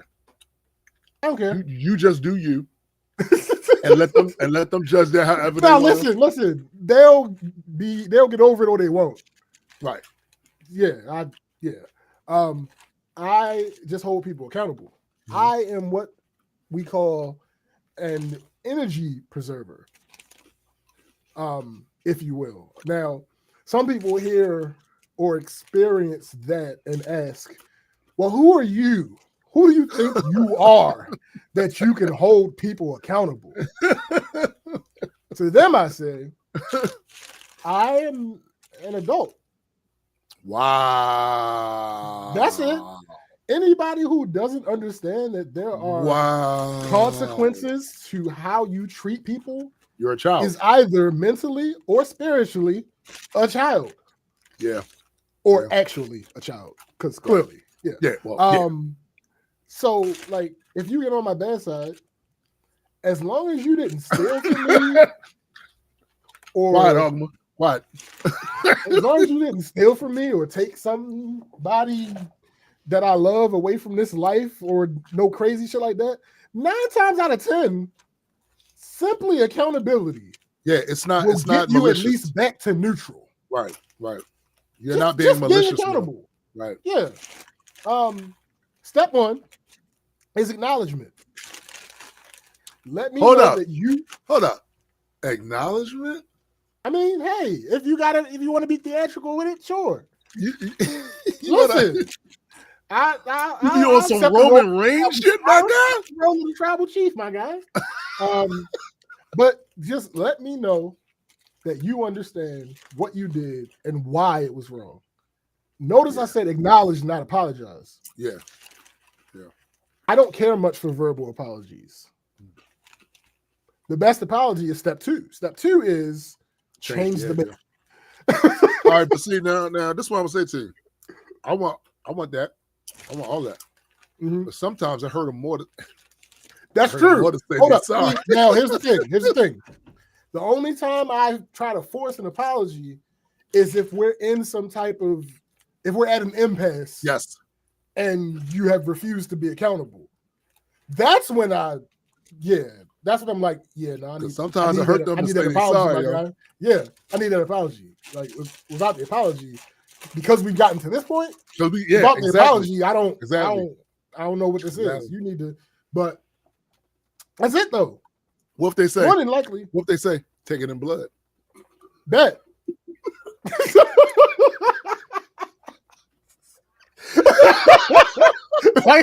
Listen, however they want to play the game. Listen, I am merely a participant. I don't make the rules. Yo, that remind me of some shit some years ago. My man Sean Black and my man Kendrick and shit. Sean had some food or some shit. Kendrick looked in the bag and was like, "Oh shit, I'm gonna get me some of these fries." Sean said that come with ass whipping. Kendrick was like, as long as I get the fries with it. Hey, listen, I got what I want. As long as I get the fries with it. Hey, but that's it. Like, more than likely after that, we can proceed as before you did the fuck shit that you did. That, you know what? That is a very well adjusted. It must be because you went to Kenya when you was. That is a very well adjusted. I know you say that in jest, but that is probably a part. That probably contributes to that shit. Just saying. So OG listeners have heard the story that started this whole group trip shit that happened. So I'm not gonna go into extreme detail there, but one of the catalysts of that was a childhood friend of mine's actions leading up to a trip. She said she was going. She made all her payments. We hung out a couple times leading up to the trip. The week of the trip, she told me she talked to the travel agent and requested her money back because her boyfriend was suddenly uncomfortable with her going on a trip where other niggas would want to be on the same trip. Whoa. Didn't a lot of those niggas have their girls with them? No, hold up. I'm gonna get to that. Okay. Let's break this shit down though, because the excuse itself is terrible, right? Yes. But if I had asked you to go on the trip and you would have said that from the jump, I wouldn't have been mad. I probably would have told you that, you need to run from that situation as fast as you can. Facts. But that's a different discussion. Obviously, that was not her response when I invited her on the trip. Obviously. It was the trip to Cancun. We were staying at a resort, and they was booking off a double occupancy because we were going through the travel agent. Right. My first thought was, hey, you and your boyfriend should come on this trip. She informed me that he couldn't leave the country. I'll let you fill in the blanks. Yo, this is that Baltimore shit right here, yo. Listen, I ain't.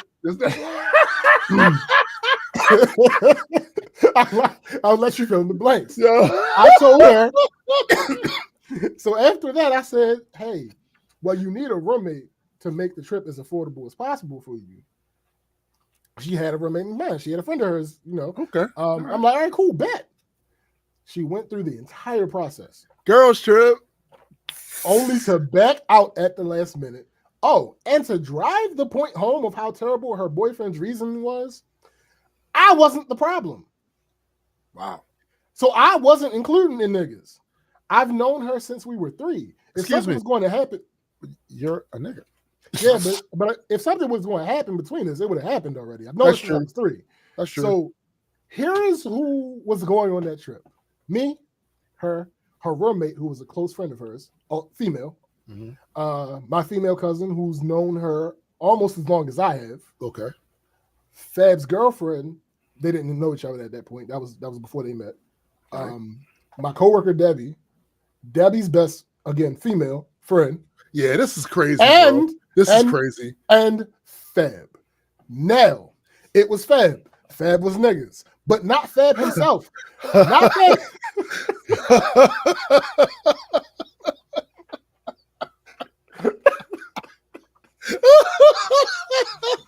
Yo, I mean, Fab is niggas.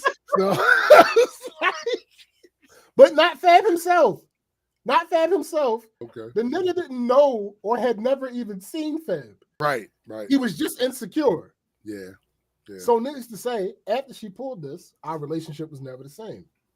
My last text to her around that time was my response to her canceling. And it was simply, okay. I thought cancel culture was dead. Listen, that was 2019. Oh, okay. At the end of last year, I posted one of those tell me something you've always wanted to tell me type posts. I get a Facebook message from her. Oh, shit. It basically said she misses me. She let her ex isolate her and she couldn't really find a way back from that. She was happy to see my growth and hoped we could reconnect. You know what my response was? What was that? I miss you too, and I would love to. You know, like I said, bro, that trip to Kenya. See, I'm gonna tell you. Listen, y'all think I'm joking, right? But it's something about plucking a nigga out of Baltimore for a significant amount of time. Sure. And then it's something to see. I'm starting to realize I ain't get that. Like I was dead, like in that motherfucker. So I didn't get a break to see some other shit, how people be living, and it don't necessarily. It ain't gotta be this way. I ain't get to see that until I was older. You know what I'm saying? And by then the damage was. Yo, so I'm really that simple. You did something to me. You acknowledged why and explained. The explanation made sense and was acceptable. Yeah. I don't ever need to talk to you about it again. About that shit again. Right. There's no, oh, well, you block. No. That shit is not necessary. It's literally that you simple. Probably gonna live a long time too, bro. Like, seriously, like, yo, you probably are. No, it's that simple. Just show some accountability. That's all I be asking. So, like, everybody be so, like, pumped up and fake offended when I say the shit that I say about people who do fuck shit. Right. Not realizing that the other simply executed foot dropping is just them showing accountability. That's it. They show accountability. Oh, this person did this and did that and did that, this. Okay. Are you still allowing them to do those things? Oh, yes. Man. Oh, no, you need to get rid of them, motherfucker. Yeah. This person, after some time, has come back and expressed how she was wrong and she didn't know what she was doing and this blah, blah, this blah, blah, blah, blah, blah. Do you believe her? Yes. All right, cool. What do you mean? What do you mean cool, nigga? She has got the pass. Earth. No, it's that simple. Because here's the thing. In the event that person is lying, it's going to show up. It will. It's kind of like what GA said. These motherfuckers be so insecure. Like, bro, if she cheats, she's a scumbag, and you dodge the bullet. Relax. So if that person says that they changed or they figured out what they did wrong, and they come to you about it and shit, and they align, it'll show. Yeah. And you dodge another bullet. Okay. Bye. Simple. Bye. That's the part. I'm so glad that happened because that's the part I'm rarely ever able to display to people. So many people fucking avoid accountability like the plague. So you'll hear about me dropping somebody that used to be in my life and they never come back. Right. And people just think, oh, I'm just so hard. No. Right. The motherfucker never showed accountability. Yeah. It's really that simple.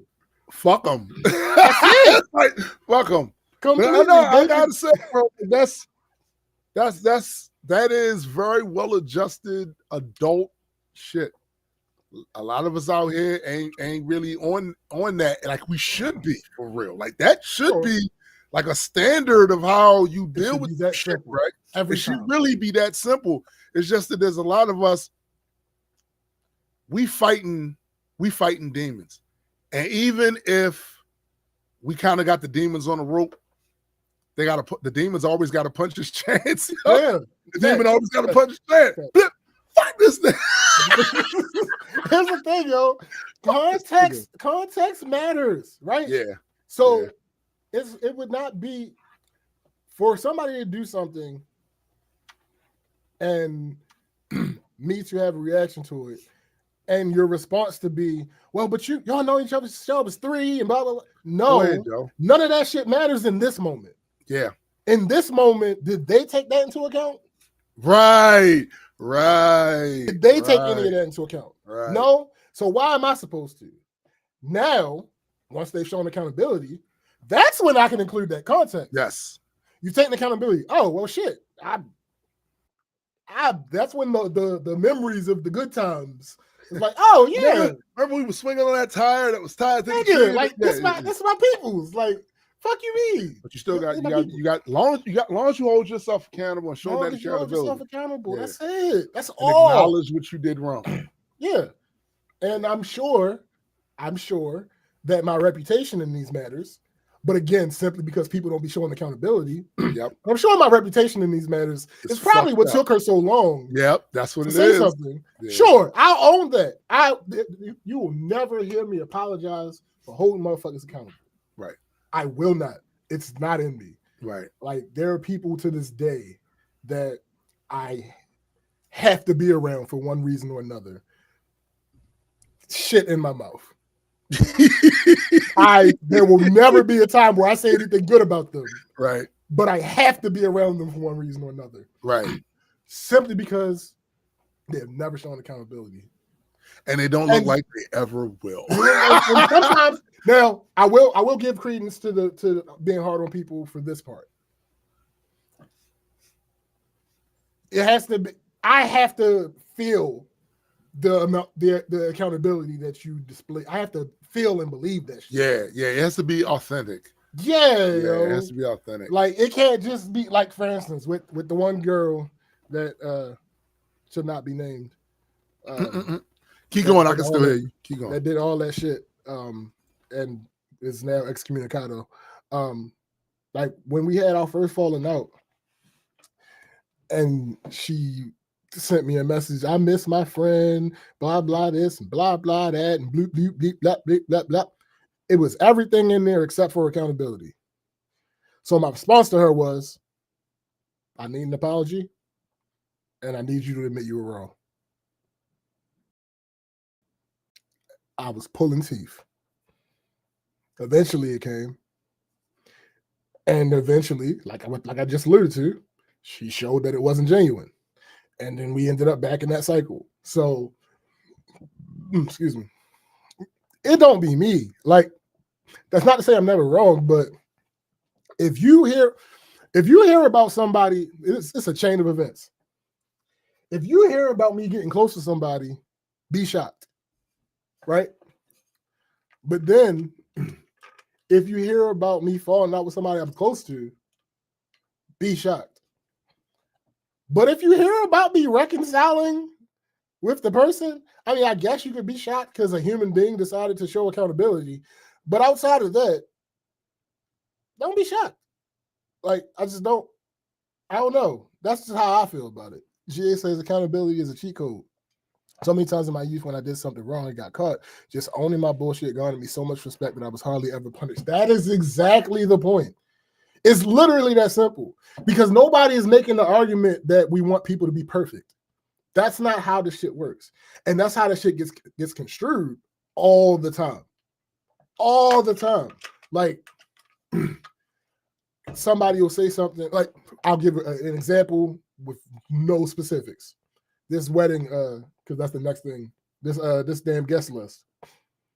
So at the time when we were trying to whittle down, I was what people would deem harsh with Chrissy about her part of the guest list. Because I'm like, who is this motherfucker?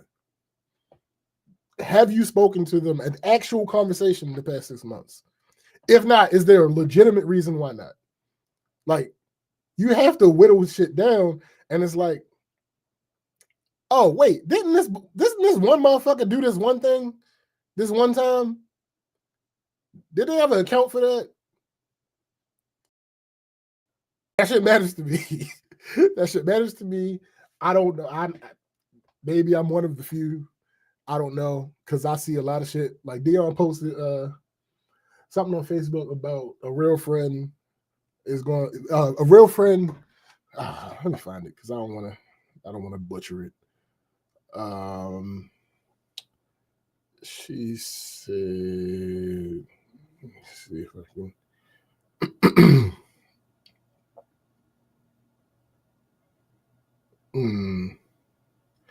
She said,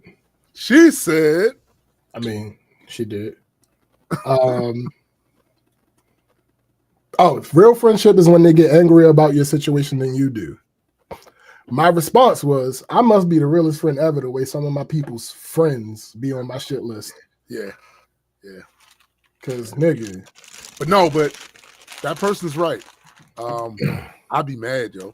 That's why don't come to me with some shit about somebody, and then y'all eventually get cool, and I don't hear no comeuppance or no accountability. I'm still gonna be looking at that motherfucker suspect. Facts. Every time. You know what I'm saying? Yeah. Every time. Yeah. Yeah, but they're my friend. A friend wouldn't have done that to you. Yeah. And if he did do that, and he would have recognized how much of a violation that was, and would have made the proper recompense. Right. So and one key factor that people don't get, you shouldn't have to really explain it to them. Facts. They should have been able to read the room. Oh, this person is reacting differently. Wait, did I do something? Yeah. All right, what did I do? What happened? Okay, I can see how they would have a problem with this. All right, shit. I got a weird case. Like, I can see how somebody would have a problem with this. I can see how I wasn't thinking in my right mind. I can see how whatever. All right, shit. My bad. Listen, I've noticed that such and such and such and such. I understand where you're coming from. I wasn't in my right mind at the time. I don't know. That shit. Hey, you ain't got to never worry about that shit happening again. But like you, I am highly sensitive to bullshit. Right. So if I see somebody trying to get back in good graces and skip steps and all that other shit, I'm like, first thing I start thinking is, what the fuck does this motherfucker actually want? Right. That's the first thing I start thinking. Like, there are friends, mutual friends that me and this nigga got that we feel like haven't been sufficiently friendly. You know what I'm saying? For a while. So it does matter how you try to get back into the squad. It does matter. Absolutely. 1,000%. That shit is important. But moving on, wedding watch. Apparently this is going to be a weekly watch, thing. My guy. Because, nigga. Yo, a weekly thing. This shit is like in September or some shit. What are you doing? I don't want it to be a weekly thing. It shouldn't be a weekly thing. It's probably going to be a weekly thing. So my ring came. It's dope. It's a little fidget, little joint. Yeah. I'm neurodivergent. Fuck it. It's absolutely amazing. I'm glad that she brought it up, being hard to decide on what kind of ring to get me, because she still might have landed on getting a fidget ring because she knows me. But I'm glad I did say something. Right. Fits perfectly. I haven't worn a ring consistently since like 2006. Yeah, well, get used to it, nigga. Yeah, no, you're right. You're right. Absolutely. One thing that has been annoying is people randomly telling me congratulations. It's not the congratulations themselves. It's the people. It's the question of how you know I'm engaged and why do you now have an interest in my personal life. That's my issue. GA said you got an ADHD ring? Basically, I mean, I need one. Effectively, that's what it is. I must need one because effectively, that's what it is. There have been people who I never told directly, but they found out who have given me congratulations, who I like. That's not an issue. For instance, I was talking about it with Marcus at lunch one day, and the HR lady came into the lunchroom, and I'm sure she didn't want to interrupt the conversation at the time, but I saw her a little later in the hallway, and she told me congratulations, and we had a little conversation about it. Is it possible she heard before then? Facts, Biddy. Is it possible she heard before then? Yeah, but I like her though. Yeah. So it don't matter. Like that I don't care. There have been at least 4 people throughout the company who I don't really rock with who have told me congratulations. You'd be looking at them like, yeah, like why? To be clear, clearly not a secret. I openly talk about it on here. I made a Facebook post. Chrissy made a Facebook post. Chrissy talks about it on TikTok. My mother made 2 Facebook posts. We got a scout writer to put that shit across. No, that's not what we. Oh, damn. Nigga, we might as well have. My issue is if we don't talk, don't burden me with small talk based on your fake care. See, this is where this comes from. The core of his opposition is that this still lies under the category of small talk. Yes, absolutely. 1,000%. 1,000%. You could, like, if I've never had a 5-minute conversation with you about something that wasn't me helping you with a work issue, keep that shit to yourself. Keep it to yourself. I don't care how you feel about me getting married. Like, what are you talking about? We don't talk. There's no reason for us to have this conversation. Yo, the keep it to yourself thing is wild. It reminds me of that bar that Murder Mook said to Sirius Jones when they battled and shit. Like, keep that shit to yourself, tough guy. Like, I'm sorry, yo. I only don't like attention. You don't talk to me. Yeah. Why the fuck are you talking to me about something that's not work related? You need me to fix something? I'm there. We are not that. No. Maybe they want to be that though, and they striking up a conversation. And I've been at my company for damn near 20 years. Jeez. So why now? Leave me the fuck alone. So I told you wasn't too friendly. I mean, I'm not. No, that's that shit. That's the shit Muhammad Ali said. I forget who was boxing. He was like, wasn't that friendly? Wouldn't shake my hand. He must fall. He must fall. Like, I don't this next thing is something that I've had in my notes, but I just don't think I ever got to it. If I did, I didn't get through it all. Hey yo, Ogman said, I ain't get invited, but I'm crashing it anyway. Shit, it's gonna be lit.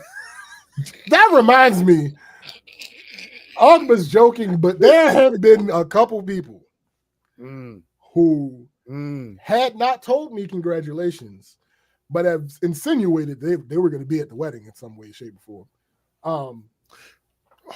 Before you try continue, that shit if you want. you continue, I'm gonna be there. Right, that's what I'm about to say.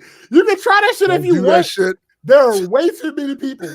Like, so walking around, right, in life, like, there are times when I've referenced, oh no, Tim was there. Oh no, Fab was there. Anybody that I can ever say that about is going to be present on that day. I just don't think, like, I don't know if she's going to do it because he's not going to get his suit dirty is what we tell him. Don't do that. Don't do that. Don't do that shit. I don't know if she's going to do it because she likes people more than I do. She does. But Chrissy does. Chrissy has the energy of people, and we be having energy like people. Right. Like on the site, there's a Q&A section, and one of the things that I was going to have, not in these words, because I'll absolutely defer wording to somebody else because I understand how I can be, but in not so many words. Hey, listen, if your name was not on an invite, there is no reason that you should be here. On top of, hey, if you go against anything in this Q&A, there's no reason for you to be here. You will be removed. Again, not in those words. Yeah, it's a way you can. Put it in Chat GPT and have it polish that shit up, right? Because we're not playing this game. That's but you just showing the fuck up. Yeah, that's not. Listen, we're not playing. I am just simply saying, I'm gonna be there. Fab gonna be there. It's other niggas that's gonna be there. Cousins, Aaron gonna be there. Now y'all probably never seen Aaron. Y'all just hear how I talk about him, and you just assume low nigga, blah blah. No, he's not a low nigga. Not a low nigga. The DJ said they will be removed. Right, DJ gonna be there. Right, like yo, don't. It's just not a good idea. Not a good idea. Don't do that shit. So don't do that shit. But I told y'all. Oh, this is interesting because DJ hasn't heard this. I'm pretty sure he could have arrived to this conclusion if it was never said. But so I told y'all we keeping the guest list as small as we can. We were talking about the list, and it reminded Chrissy that my mother had asked her if I had put a couple people on the list. We ended up on the phone with my mother. She then asked me about those people. The answer was no, as in I had not put those people on the list. Specifically that. Exactly the words that I said. I had not put those people on the list. Right. But in conversation, that's not how I said it. I just said no. Right. She then asked about one of my uncles. The answer was also no. That was a different no, though. Now I can tell she kind of expected that one. Hey, yo, hold up. Keep that thought. I'm not gonna hold you. GA is this nigga, yo. He said you won't know till years later. Gonna be like, it's 20. No, we have pictures of the Celestial War event. He wasn't supposed to be in some of them pictures, and you see him in the corner with this photo bomb shit. Like hilarious.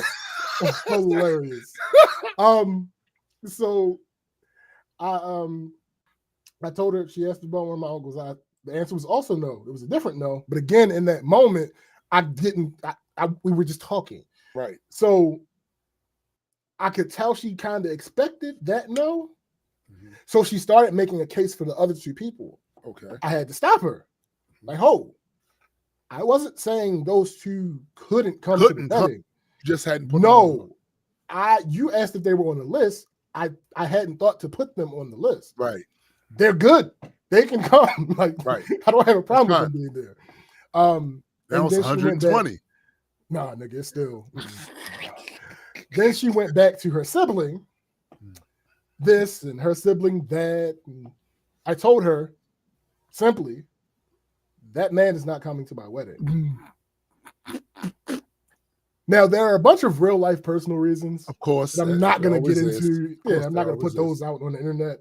Yeah. Apparently, there are other people in my life who have done some similar things. The thing about that is, one, I didn't know about any of those things. So I can't hold somebody accountable for some shit I didn't know. Since you didn't know. Yeah, that's true. And two, none of those things that they did directly affected me. Right. So, but even if I gave a pass, right, for all of that stuff that I won't mention, there's still an entire body of work that he has that prevents him from making the list. Go get this work. So if you've been around here long enough, you've actually heard some of my issues with him. Remember the story about my uncle who caught an attitude with me because I called him by his first name? Yes. That's him. Why was this a big deal to me? Well, first of all, I was 30. Damn. I had long become an adult, and no, I'm not talking about being 18. Right. But most importantly, we were in the hospital at the time where his brother was basically on his deathbed. And you want to start an argument because I didn't say the word uncle before I said your name. Wild. Remember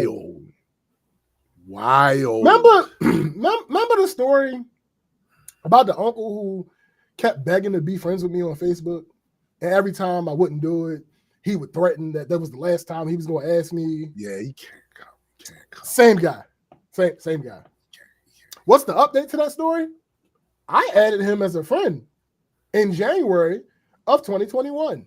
Mind you, that's after anything he's ever done the personal stuff. That's after all of that is taking place. Right. None of that stuff has taken place for quite a while. Right. So it's after all of that. So we had one interaction. Me wishing him happy birthday 3 months later and him hitting the like button. Not a thanks, nephew, not a happy birthday when my birthday came around. Now, I'm not going to sit up here and act like he's some social media power user or some shit like that. Yeah. No. But I've seen that nigga post and comment on things. Right. So for you to have been begging me to add you for so long and then to not interact, have even wished me happy birthday, I can only believe one or two things are true. Either you just wanted to be able to be nosy, or you want some type of relationship/access without doing the bare minimum of the work. See, that's not gonna work. I mean, listen, everybody has a measure of how much interaction that they have with a person, the types of interaction, before they consider them a close inner circle. This is my right. But you're not gonna do, all right? If that is your goal, to be friendly and have this relationship, you got to put in work with that like you put in work with anything fucking else. Absolutely. That's not something that just is given to you. Well, let me take that back. Sometimes it is. Sometimes, yeah. Sometimes people connect. Sometimes you might get the benefit of the doubt. And, right. Absolutely. Yes. But this was not one of those times. No. And I'm not stupid. There's no way, virtually, because you got to leave the 1%. Of course.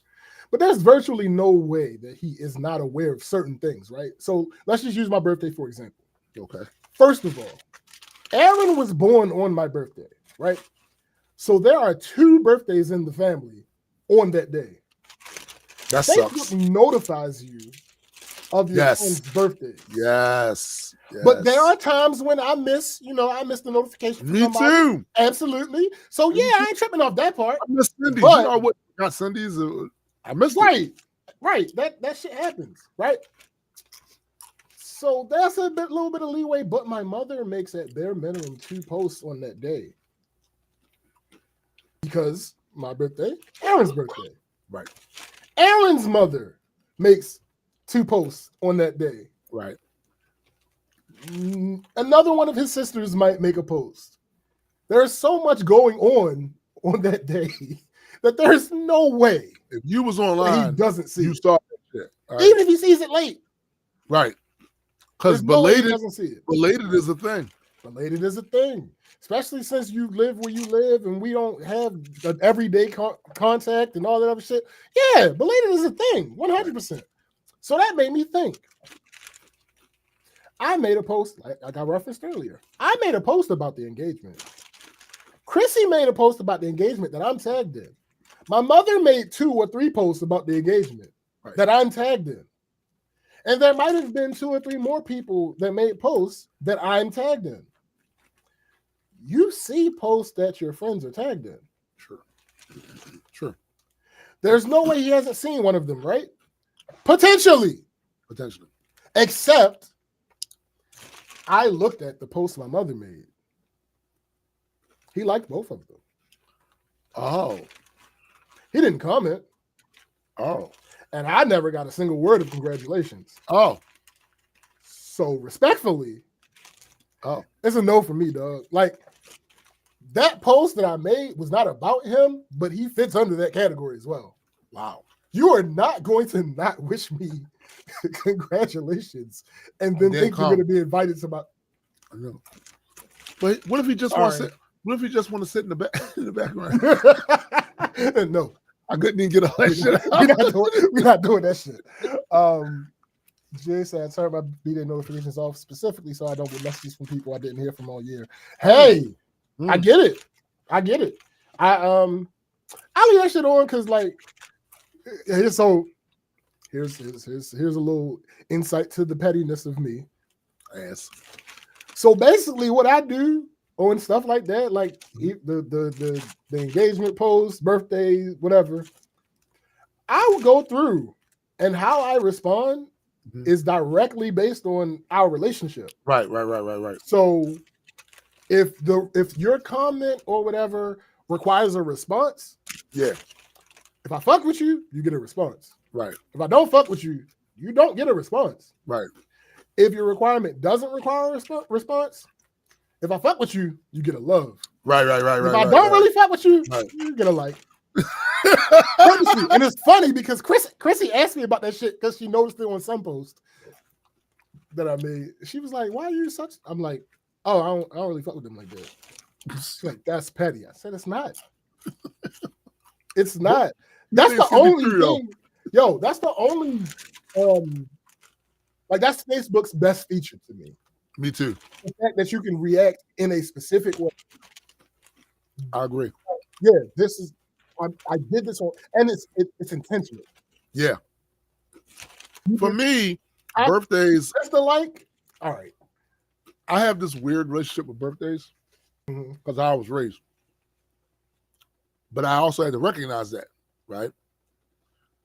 For me, it doesn't bother me. If somebody I ain't talked to wish me happy birthday, I don't care. Sure. But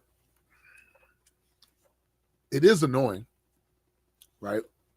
For people who you really don't fuck with that much to post a long-ass post tagging you in it about your birthday and shit. Like, yo, we don't really fuck with each other like that.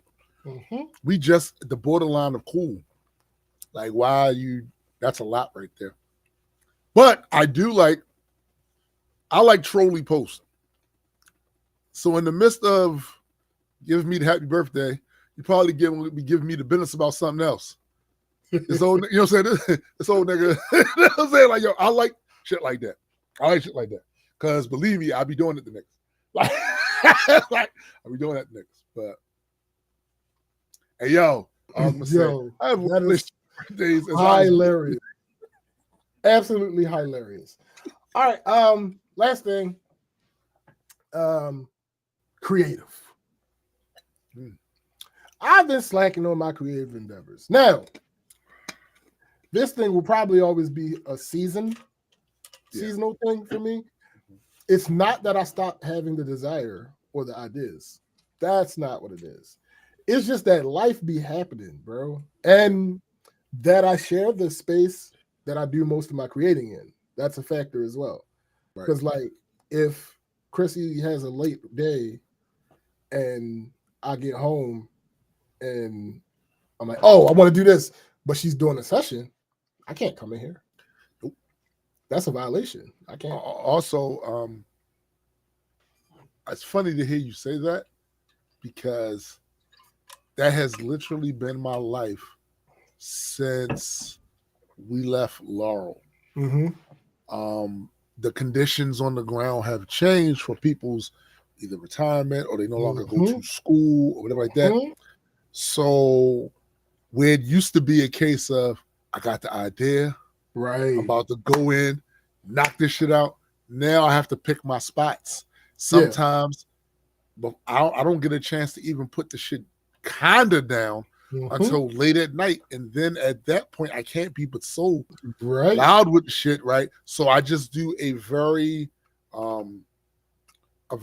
quick take so that I remember how I did everything, and then wait until a time. Oh, nobody here? Bam, just repeat.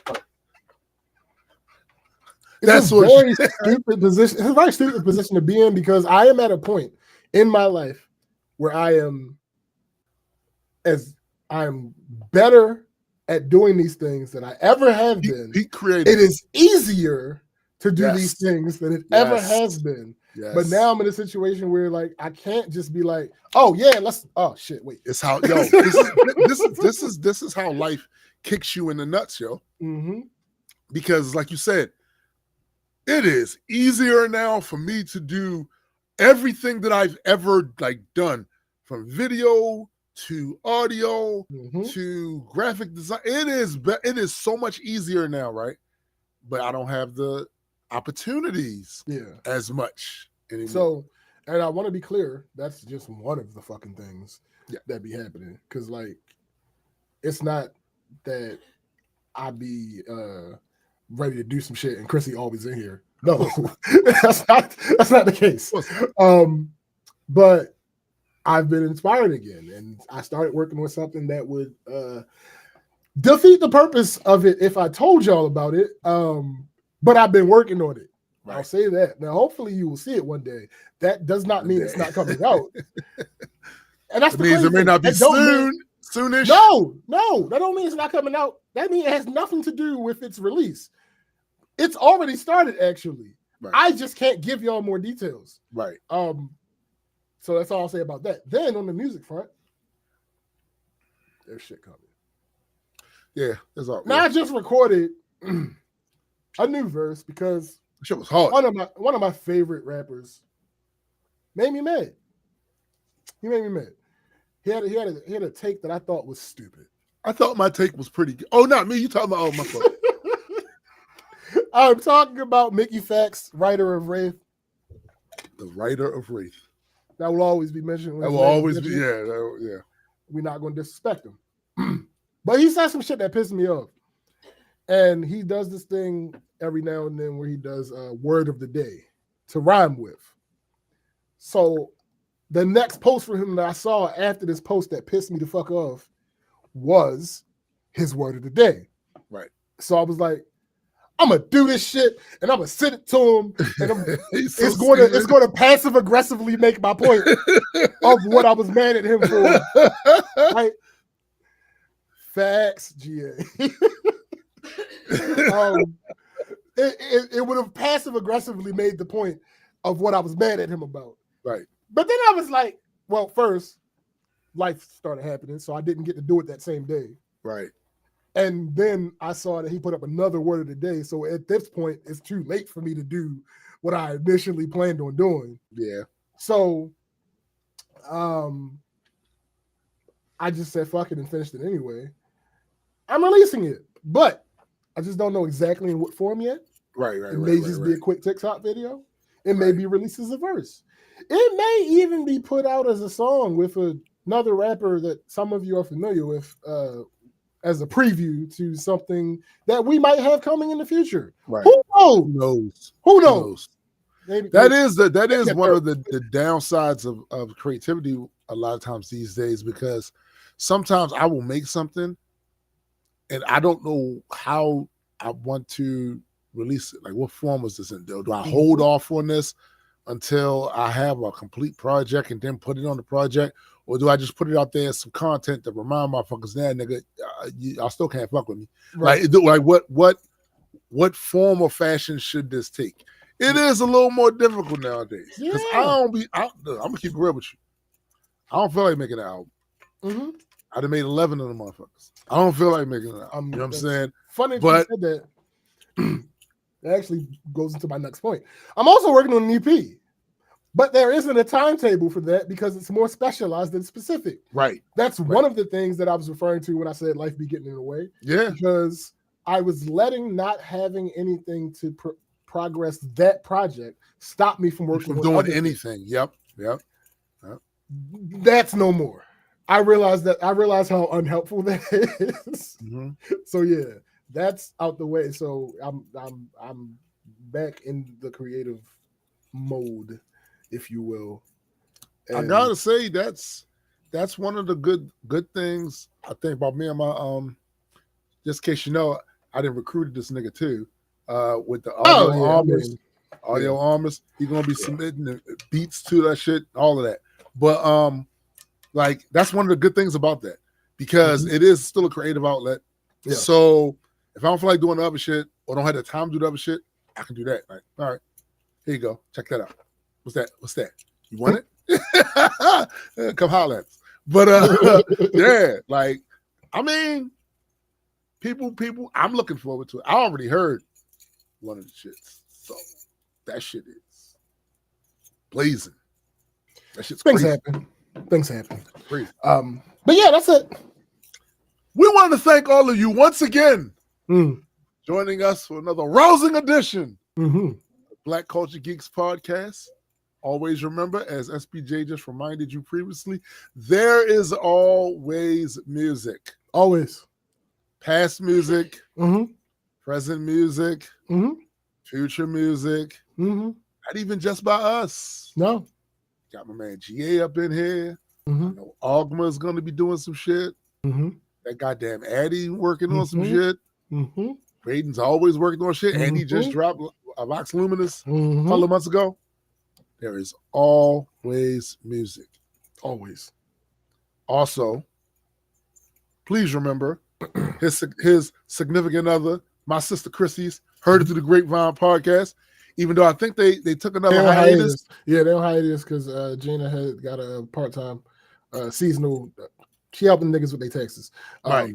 So I think February, the second week of February. Okay. Maybe the first. I don't remember. One of the two. But whatever the case is, always keep that in your thoughts that exists. That does exist.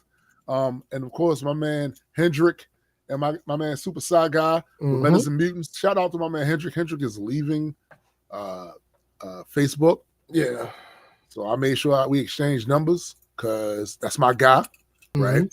And I think that's it. Yeah. Oh, and by the way, if you did participate in the last Kickstarter, we get into it. All right. Books is here. We get into it. All right. Next. But for my man SPJ, I am Tombstone the Dead Man, and for the greater World Entertainment family, we are out. Peace. Maximum Epstein.